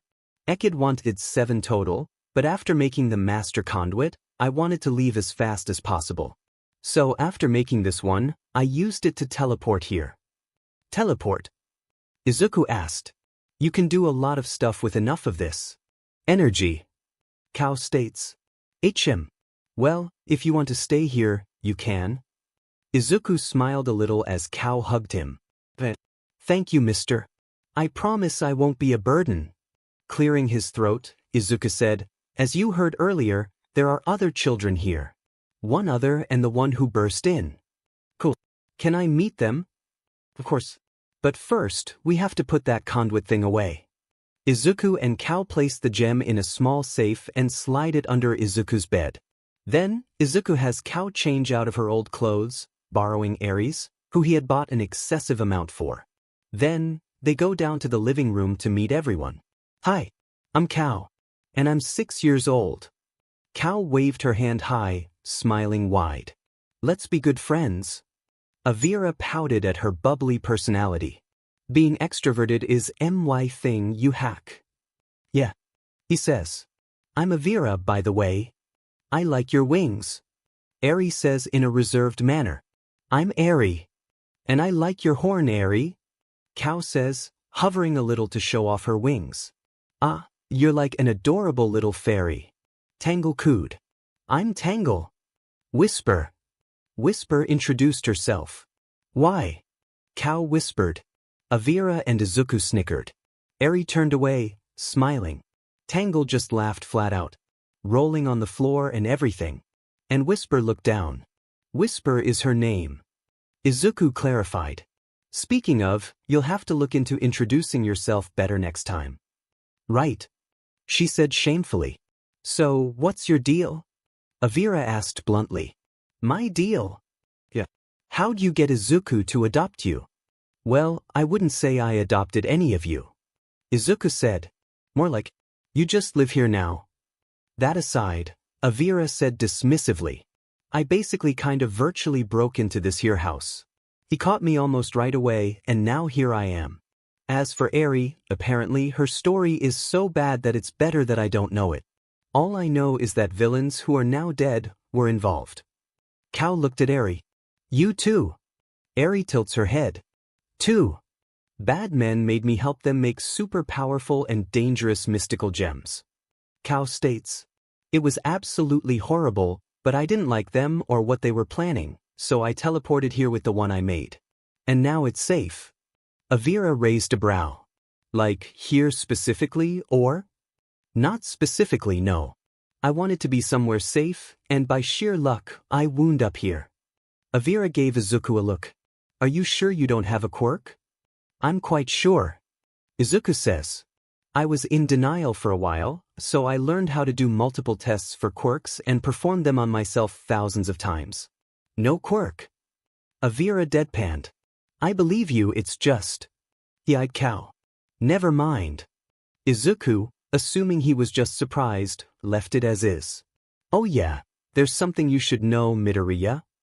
Tangle says, thankfully changing the subject. Yeah. While you were out buying stuff to make Katsudon, which was great by the way, please make some more. Some mean blonde guy hopped the gate and tried entering the house. He was looking for you, she said.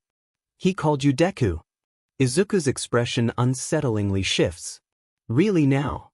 He asked. Honestly, I should have expected this. But out of all the things, I didn't expect Bakugo to trespass. He was fully expecting and prepared for him, finding him out in public in a store or something. Bakugo? That's his name. Tangle asked. Sheesh, even his name is ugly. Ignoring that last comment, Izuku said, it is. We were friends when we were younger, but then his quirk came in and mine didn't. I tried staying friendly with him for a while like an idiot, and it took years of all kinds of bullying from basically everyone around me for me to give up on that and start ignoring him. He must have believed he was entitled to enter here as he pleases due to your past with him, despite the no trespassing sign outside. Whisper says. How annoying. A bully, huh? Kao suddenly lost all of her whimsy. I'll hang him off a building by his entrails if I ever see him. Everyone went quiet. Avira blinked. What? Kao asked, confused. What you just said. Izuku was very caught off guard. Kashong. I kinda speak very violent and scary thoughts about people I hate. Sorry. You hate Bakugo even though you just heard of him? He bullied Mr. when Mr. was my age. How can I not hate him? She has a point. Avira said quietly. Emchim. Eri nods. Okay, well, don't do the entrails thing, alright? He's not worth the effort, and neither is anyone in Aldera. Aldera? The school. Whisper ped her weapon. So that's where it all happened, huh? Whisper, no. Izuku said. I'm not gonna hurt anyone. Her weapon switched the rocket mode. I will just talk to them. Favorite. Explosively. Ooh, can I come? Cow raised her hand. I want to ground their bones to powder while they're still alive. Whisper reeled in fear before composing herself. I guess. As riveting as this is, Izuku cuts in. I think we should address Bakugo's trespassing. Oh yeah, I really kicked his A. Tangle glanced at the kids. Rear end when he did that. I drove him away. Praise me. Izuku pats her head. Thank you for defending the kids, Tangle. Tangle was taken aback by what he did and said, as she had said, praise me, as a joke. But she was even more surprised by how she reacted to it. Crikey. There was something about this physical contact that made her feel remarkably pleasant. Was she red? She wasn't red, was she? Avira, being a smart butt, noticed this change right away. Whisper does as well, but choose not to comment. He grinned ear to ear before very loudly saying, Hey Tangle, why are you so red? Tangle glared at him. Avira kicked his feet up, admiring his work with a cheeky smile. To her dismay and Avira's annoyance, Izuku stopped touching her. He also didn't comment on what was just said. Knowing Bakugo, he'll definitely come back. And given how you apparently fought and hooped his rear end last time, who knows what he'll do next time to get to me. We will need more defenses in the event more attempted break-ins. So, he snapped his fingers. As a little group activity, I'll let you all decide what those defenses will be. You mutually decide aspects and I'll make it. Ooh. Cow raised her hand. Yes, Cow? Spears. Deadly spears that can dash. So, anyone else got ideas? Izuku interrupts, making Cow growl. I'm not looking into lethal defenses, by the way. I believe it should be subtle. Whisper says. Something you wouldn't see or even know existed unless you were uninvited.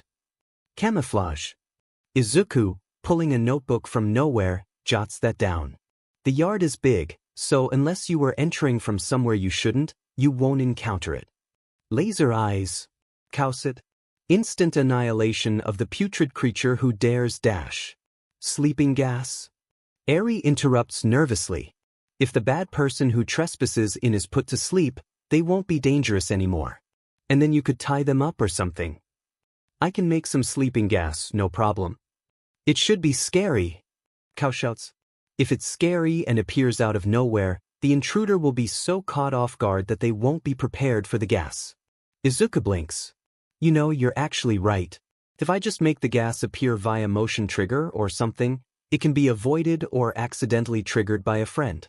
But if it's a robot that has the gas, it can use facial recognition and stuff. As he wrote, Cow beamed. It wasn't the violence that intruders deserved, but paralyzing fear would be satisfactory. Wow. Tangle says. You can really just make anything you want, huh? Avira, noticing the opening, leaped on it like a predator. This time, Izuku would have to notice. Man, Mr. really is the coolest, isn't he? He said in a relaxed tone, making Tangle flinch. I'd say Whisper is a close contender for coolest, but yeah. She says with a glare pointed his way. Whisper's face turned a bit red. I mean, he can make all of these robots, this body I'm in. Avira gave Tangle a challenging look. He can even make you blush. Tangle's head resembled a tomato, and accidentally, he covered Izuku's face with her tail. What? No way. You're just seeing things. Are your visual thingies working correctly? Yeah. Avira answers coolly. Tangle nearly melts his head with her glare. Izuku removed her tail from his face. I'll make the scary sleeping gas robot a cat. A giant purple one. Izuku says. To Avira's annoyance, he doesn't acknowledge any of the comments. He knew that he wasn't stupid enough to not notice anything, so he could only conclude that he was choosing not to say anything. Maybe to save Tangle's and Whisper's dignity? Whatever the case, it bugged him. Why a cat? Tangle asked, jumping at the opportunity to change the subject. Avira was in a purple cat plush before I made him the body he's in now. Izuku states as Avira held up his original body for everyone to see. It was kinda creepy. Whisper cringed. Creepy is an understatement, Midoriya. Tangle nods. Quite. Anyway, if it's settled, then I'll go get started right away. Do whatever you like in the meantime. Haha. Izuku laughed victoriously, standing in his lab. It is complete at last. Days later, Izuku had his house defender. And he was quite proud of it. Seriously? Tangle looked up at the creature with fear in her eyes. I mean, Whisper barely keeps from stuttering. It's certainly scary. Terrifying even. Cow had stars in her eyes. So cool. Avira smirked. Neat. Eri doesn't say anything. Nor does she manage to look at the robot for more than a few seconds.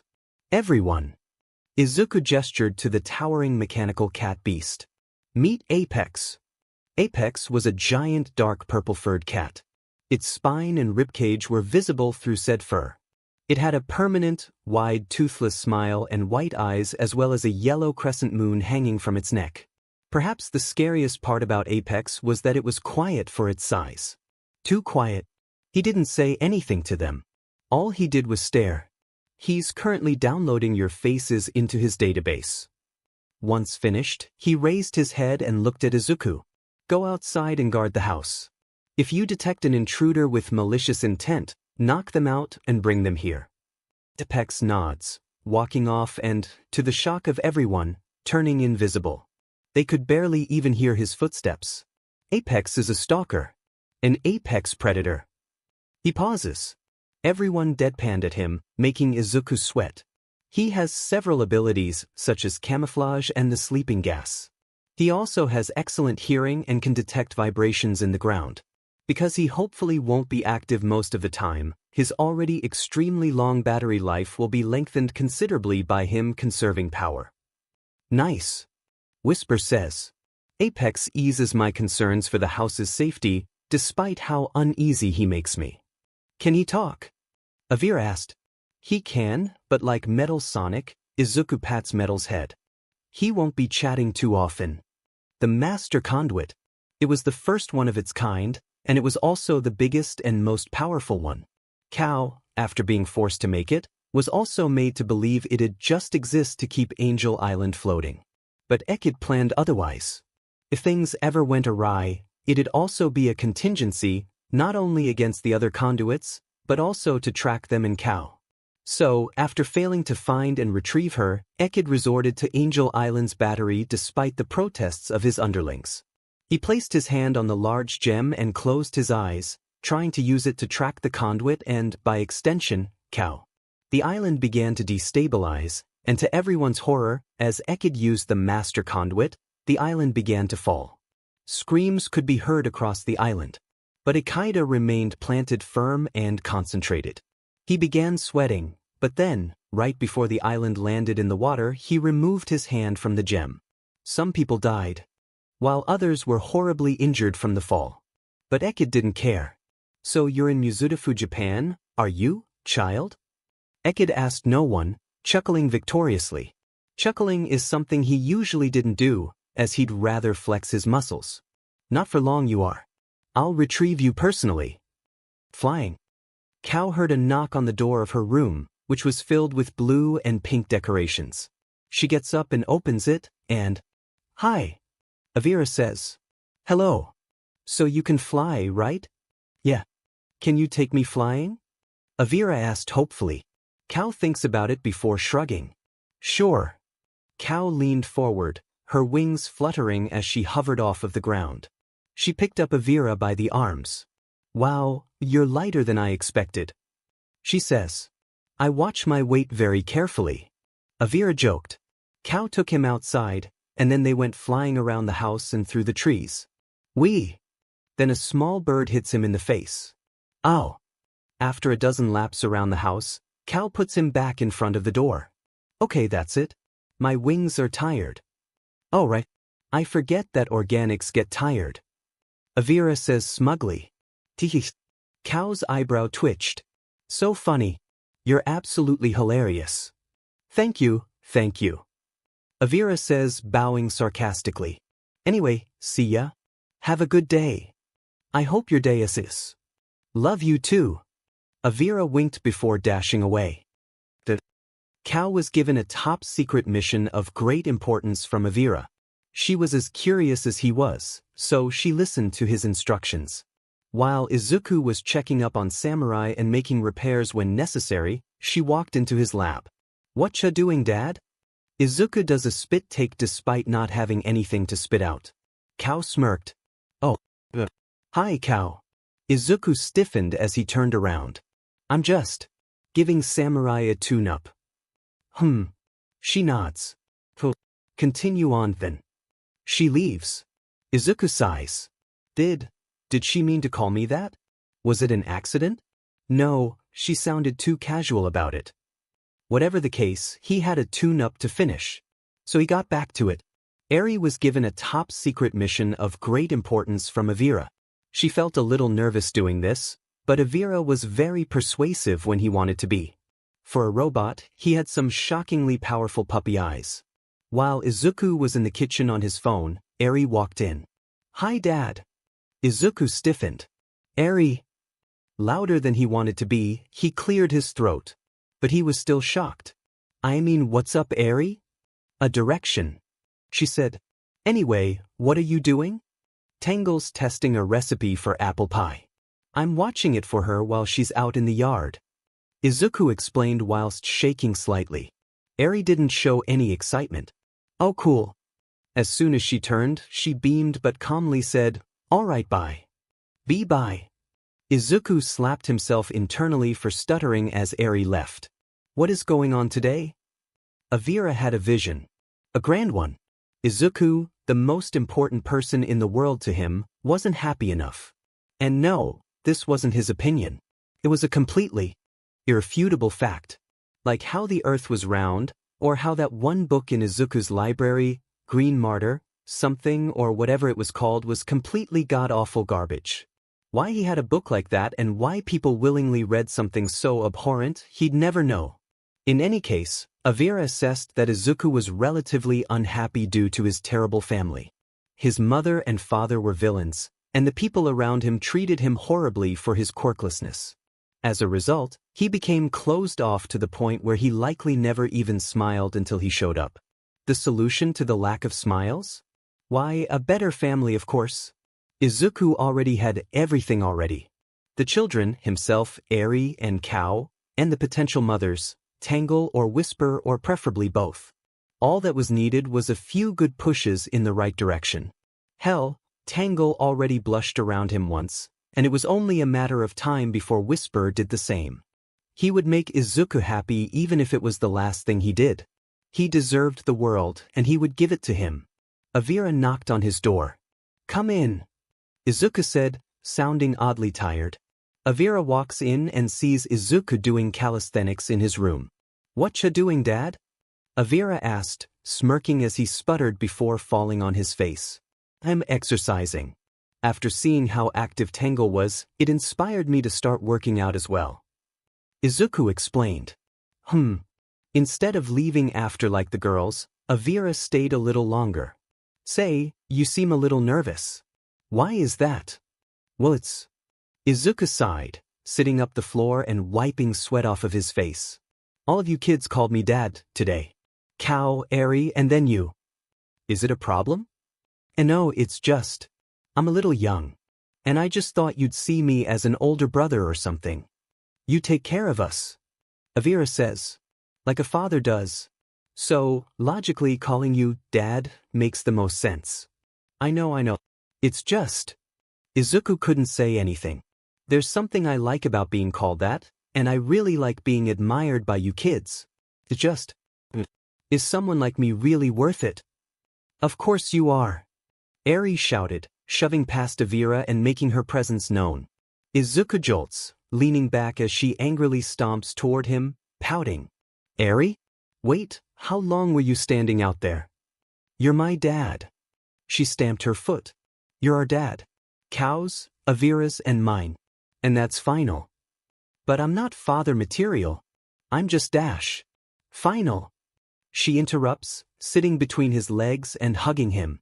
Izuku just hugs her. Okay. Good. She says, smiling victoriously in his chest. Hey. I want hugs too. Avira joined them, hugging Izuku's right side. Me 3. Flying in from outside, Kao lands and hugs his left. I don't mean to be a self-loathing pity party every time I talk, but are you sure you want me as a dad? Izuku asked quietly. I don't know the first thing about raising children. Given my family's track record, you'd probably end up like me or worse. You did well so far. Avira said. And I think I speak for everyone when I say we trust you. Yeah. Kao says. Eri nods. Kids. Izuku sniffles, trying his darndest not to cry. If you really believe in me, I'll do my best. For as long as I live and you accept me, I'll take care of you as best as I can. As your father. And so, Eri Midoriya, Avira Midoriya, and Kao Midoriya were made official. Moms? After the first part of his grand master plan was complete, Avira began the second part. Whisper and Tangle. He wasn't 100% sure if there was any romantic potential between them and Izuku, so he'd figure that out. If they were completely uninterested in him, he would bide his time until another nice girl found their way here. Once more, he assigned his precious siblings a top-secret mission. While Whisper was polishing her mask in the living room, Eri appeared and sat next to her. Hey, Miss Whisper? Yes, Eri? Whisper stopped cleaning her mask and paid attention to her. What do you think of Izuku? Whisper thinks about it. I respect him and his talents and his kindness. And I'm grateful for all he's done for Tangle and I. So, if you want to know what I think about him, I think he's a great, talented person. I appreciate him, and I'm glad to be his friend. Eri smiles. Thank you, Miss Whisper. Whisper smiled as Eri left. She got back to polishing her mask. An hour later, as Whisper did light exercise, sit-ups, in the kitchen. Kao approached her. Miss Whisper? Yes, Kao? Whisper stood up. So, from what I know, your goal is to beat up that shadow guy, right? Yes. She answered. It's my life's goal to terminate him. Why do you ask? Well, I'm just curious. What are you gonna do after he's gone? Whisper froze up. Did not know. She didn't know. What did she want to do with her life? What was there to do with her life after avenging her late friends? Whisper, despite how awkward it may be, decided to be honest. I'm not sure. You aren't sure. She tilts her head, confused. I mean, you have Izuku. You also have Tangle. You can always stay with them, you know. Upon thinking about those two, Whisper's cheeks turned red. Oh. Suppose I do have them, do I? She forced a laugh. This was embarrassing. She couldn't believe she was confiding in a child. Still, she was right. Tangle's been with her in her worst moments of her life. Through it all, she had her. And while she never thought about what would come after vengeance, she now realized that, whatever path she went down, she needed Tangle with her. And Izuku, even though she hadn't known him long, was beginning to look the same way. Tangle picked her up after every painful loss against Shadow, which resulted in her meeting Izuku, who was actively helping her against him and was undeniably gonna slay him and Inko with her. With them, the impossible felt possible, and she couldn't imagine life without either. One of them. If she were forced to choose between them, she was confident that she'd pick Tangle, but uncertainty was still there. They were the best. They meant the world to her and... Whisper. Kao called, making her jolt. Were you saying something? You spaced out for an entire minute there. Kao states. I did. Whisper stammered with a bright red face. I'm sorry, Kao. It's fine. She said chipperly. You can go on with what you were doing before. Kao scurried away, and Whisper sat on the kitchen floor, having quite a bit to think about. Hiding out on the side of the couch, Kao pulled out a toy walkie-talkie. Mission success, Kao whispered. I have planted the seed in Whisper. I repeat, I have planted the seed over. Great job, Kao. A voice, Avira, whispered back. Now for Tangle over. I repeat, it's time to plant the seed in Tangle over. You got it, Avi. Over and out. Tangle was outside sleeping against a tree. That was until Eri appeared. Miss Tangle? Huh. She jolts awake. Oh hey Eri. She wiped her mouth and stretched, cracking her back. What's the situation? I have a question, she says. What do you think of Izuku? She stood up and thought about it. I respect him a lot, especially his capacity for kindness. And I'm grateful for all he's done for Whisper. She's been a lot happier and healthier thanks to him. So, if you want to know what I think about him, I think he's a great guy and an even greater friend. He gets the Tangle star of approval. Eri smiles. Thank you, Miss Tangle. Tangle smiled as Eri left. Since she was up now, she decided to have some fun and run around a bit. An hour later, as Tangle was grooming her tail in one of the bathrooms, Cow approached her. Miss Tangle? Sup, Cow? Tangle asked as she brushed her tail. So, from what I know, your goal is to help Whisper beat that shadow guy, right? Yup. Tangle answered. I used to heal her after every fight, cook for her since she SED at it, and even fix her weapon and mask here and there. I wouldn't hesitate to do it for her again should she need it, but I won't deny that Izuku made things a lot easier. Why do you ask? Just curious. Cow says. So, what will you do after Shadow is gone? Tangle looked stumped for a moment before giving an answer. I don't really know, honestly. Well, maybe you aren't sure now. Cow says. But you have Izuku. You also have Whisper. You can always stay with them, you know. Tangle of course knew this. But because of Whisper constantly being laser-focused on killing Shadow, Tangle had to focus on keeping her steady, on her feet, and as healthy as she could be. She simply never had time to slow down and think about what would happen after. But because of how slow and peaceful things have been recently, old feelings originally forgotten and lost began to resurface. She thought Whisper was really cool. And, despite her angst, she was good company. New feelings, however, began to spark as well. It was a small spark, but it was undeniably there. And she didn't know what to think about it. Izuku Midoriya. He, like Whisper, was reliable. Very reliable. And despite not needing to, he went out of his way to help them and give them proper shelter and bomb but food. At first, deep down, some microscopic part of her thought of abandoning Izuku after Shadow was dead. She'd essentially leech off of him until he outlived his usefulness, at which point, she'd convince Whisper to run off with her. A temporary team up against a mutual enemy. And if he were anyone else, or if he were a JRK, that part of her might have grown. But the more time she spent with him, the less she wanted to do that. He was kind. He was cool and talented, and best of all, he was good with kids, which was a quality she always thought was attractive. He was confident in himself, but not egotistical. Honestly, she figured he could use a little ego since he didn't seem to think much of himself beyond his skills. And while she didn't particularly look for looks specifically, him being easy on the eyes was a bonus.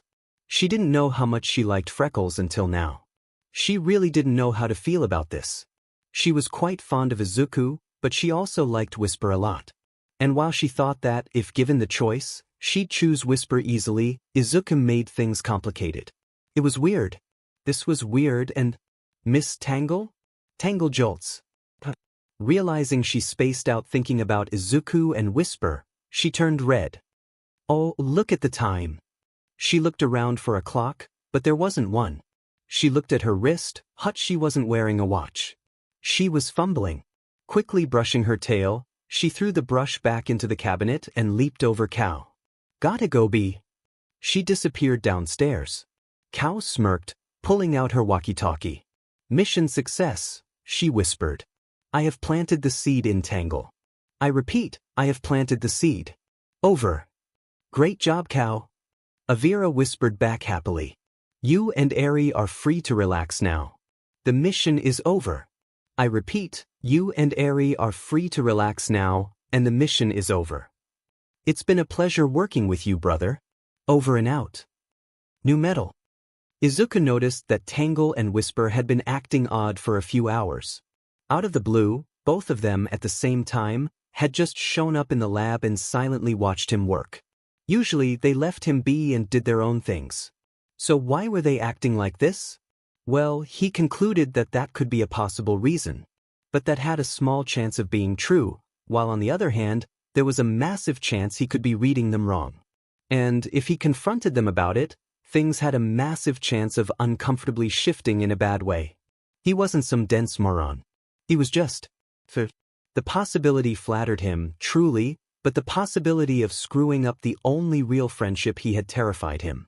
He didn't have the guts to risk everything on a possible misinterpretation. He stops working, resting his hands on the large metal table in front of him. "Whisper, Tangle," he said. I have something to tell you." Whisper widened her eyes. She grits her teeth as her heart hammered in her chest. Was this really happening? It couldn't. She wasn't ready yet. She heard Tangle take a deep breath, clearly trying and failing to calm her nerves. Wait, why was she nervous? Was it for the... It's about Shadow, Izuku says. Oh, thank God. Thank you, to God. No longer feeling the urge to pass out, Whisper calmly asked, "What about that foul creature?" During the last battle and the most recent one, Metal Sonic gathered a good amount of battle data on him. I could, theoretically, make a near-perfect replica of him, with his moves and a replica of his powers with the exception of teleportation. He'd be useful not only against him but also preparing for Shadow via sparring with him. He gave her a serious look. Whisper. Tangle. It's a lot to ask, but can I create Metal Shadow? Yes. Whisper responds quickly. So quick that it surprised even Tangle. I need a way to de-stress. De-stress from what? Stress. Okay. Whisper and Tangle watched Izuku create his newest robot, Metal Shadow. Now, Izuku could have been lazy and just built Metal Sonic but with Shadow's colors, but he didn't do that. He made him similar to Metal Sonic, but very visually distinct from him as well. The girls and the kids occasionally left and re-entered the room to do things such as using the bathroom, but for as long as everyone could, they watched Izuku create. Metal Shadow was soon complete, and he and Metal Sonic stared at each other face to face. It was impossible to tell how they felt about each other, but there was a clear sense of rivalry between them. Hey, Avi, what are they saying? Cal whispered to him, to which Avira gave her a look. Why are you asking me? No reason.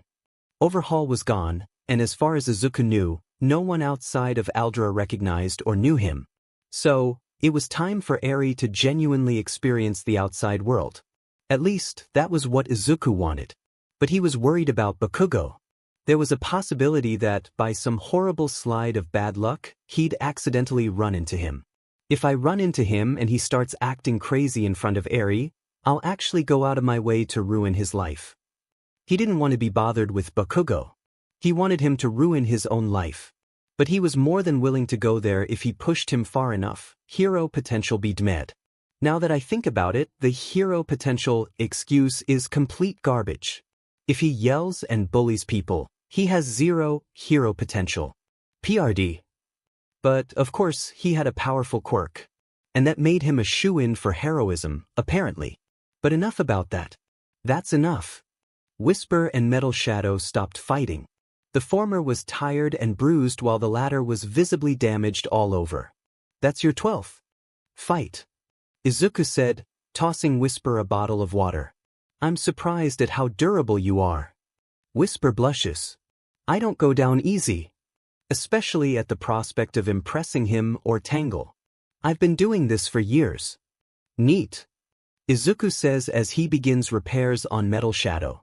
I think that's enough for now. I do have to take Eri out today. Out? Yeah. Children need physical activity. And while she could just hang around in the yard, Eri also needs to get used to being around other people outside of the house. There was also the problem of getting the children friends that were their age. That and other things such as educating them. Izuku was born with extraordinary non-quirk intelligence, but he was no teacher. He could learn, but he wasn't an adult. It'd be better to get them someone more qualified. They've just been sitting around the house all day. They were active, but still in the house almost all day. That would have to end soon. I trust you to make the smart decision in this regard. Whisper smirks. Smarty pants. Izuku deadpanned at her. I find it hard to believe that you're around my age sometimes. Why? She asked knowingly. Izuku, feeling brave, decides to throw a curveball. You're seriously strong and talented. And in a good way, unlike Bakugo. And your perseverance in the face of an adversary is really cool. Whisper turned red. She forced herself to assume it was just a completely platonic compliment from a good friend. Thanks, she says through her teeth, almost stuttering. Why, you're pretty cool yourself. Damn it. Thank you, Whisper. Once repairs on Metal Shadow were finished, Izuku stretched. Guard the house and everyone in it, Metal. Stay alert. Metal Shadow nods. Izuku took a shower, changed into something casual, and went to talk to his precious unicorn, who was tossing around a small beanbag with her siblings. Hey, Eri. Distracted, Eri beamed, happily to turn and see him. Dad. Only to be smacked in the face by the beanbag Avira threw. Oh. Avira snickers instead of apologizing, leading Eri to pout before throwing it back at him. Oh. Since none of them were actually hurt, Izuku allowed himself to chuckle at their antics. Say, how would you like to go out into the city with me? At first, Eri seemed quite uncomfortable with this.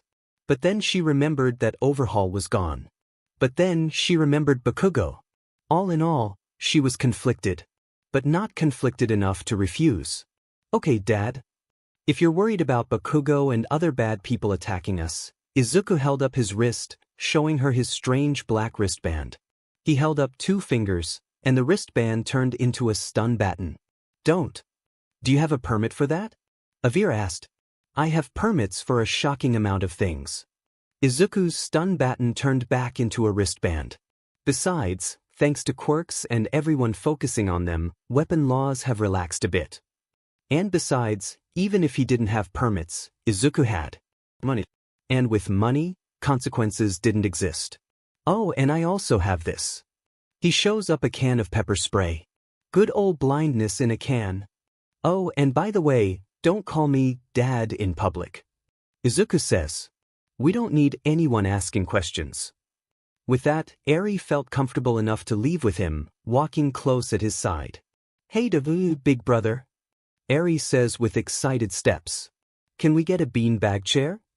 For you, I'll get the biggest. Izuku widened his eyes as a familiar rotund boy with large red wings almost grabbed him. But a massive invisible something slammed into the boy, sending him flying into a tree and knocking him unconscious. Apex appears, shocking Eri. She honestly forgot about him. But then fear sets in. Dad? Who was that? Izuku stared at the unconscious body from a distance with a neutral expression. Suddenly, he was very glad he made and deployed Apex when he did. Someone who just did something very stupid. Everyone had gathered in the living room, and the unconscious body was on the floor, tied up with a BLNDFLD around his face. Tsubasa? Tangle asked, glaring down at the unconscious body. Who is he? Bakugo crony. Izuku says flatly. He probably came here at his order. His quirk is his wings, as you can. The room shook, and everyone jumped when Whisper punched a crater in a wall. Then they jumped again when Cow did the same to another wall. The small girl was surprisingly strong. I will flay him alive with a rusty pizza cutter. Cow growled darkly. Unbelievable. Whisper shouts. I genuinely cannot believe this. But why did he do that? What is wrong with him? Izuku pinched the bridge of his nose and squinted his eyes. He was tired. Whisper growled. You better not be even thinking about letting this. No. Izuku says. I've ignored him and kept away, and he harassed me. Then he tried just walking in here, and now this. I'm out of patience for him. If he's not gonna grow up and move on then. He trails off. What will you do? Tangle asked. Restraining order. Izuku says, smiling. I'd really rather keep off of the radar, but the safety of my children is the priority. I have security camera footage as well as footage and audio recordings from the body cameras I wore while I was in school. Whisper and Tangle smiled, the latter asking, how much footage do you have? Izuku looked at her. Stupid question. Unfortunately, I will have to leave for a while to get it done. Izuku begins to call for a ride. Tangle, you're with me for emotional support. Whisper, stay here with Metal Sonic and watch the kids. Metal Shadow, dropped Tsubasa off somewhere. I don't care where as long as no one sees you. Whisper, admiring his take charge attitude, nods and pet her weapon. Metal Shadow hoisted Tsubasa over his shoulder and disappeared. Tangle and Izuku sit outside waiting for their ride. The silence was awkward yet oddly pleasant. Perhaps it was because she was alone with him. So, emotional support, huh? Tangle jabbed. I'm honored. I have a feeling I'll need more of your upbeat personality in my life. Izuku says. You and Avira bring balance to my angst. Tangle laughs. Two gremlins just out to see their loved ones happy. Somehow, I'm both extremely lucky and unlucky. Izuku says. But if I have you guys, I think I'll be able to live with whatever chaos life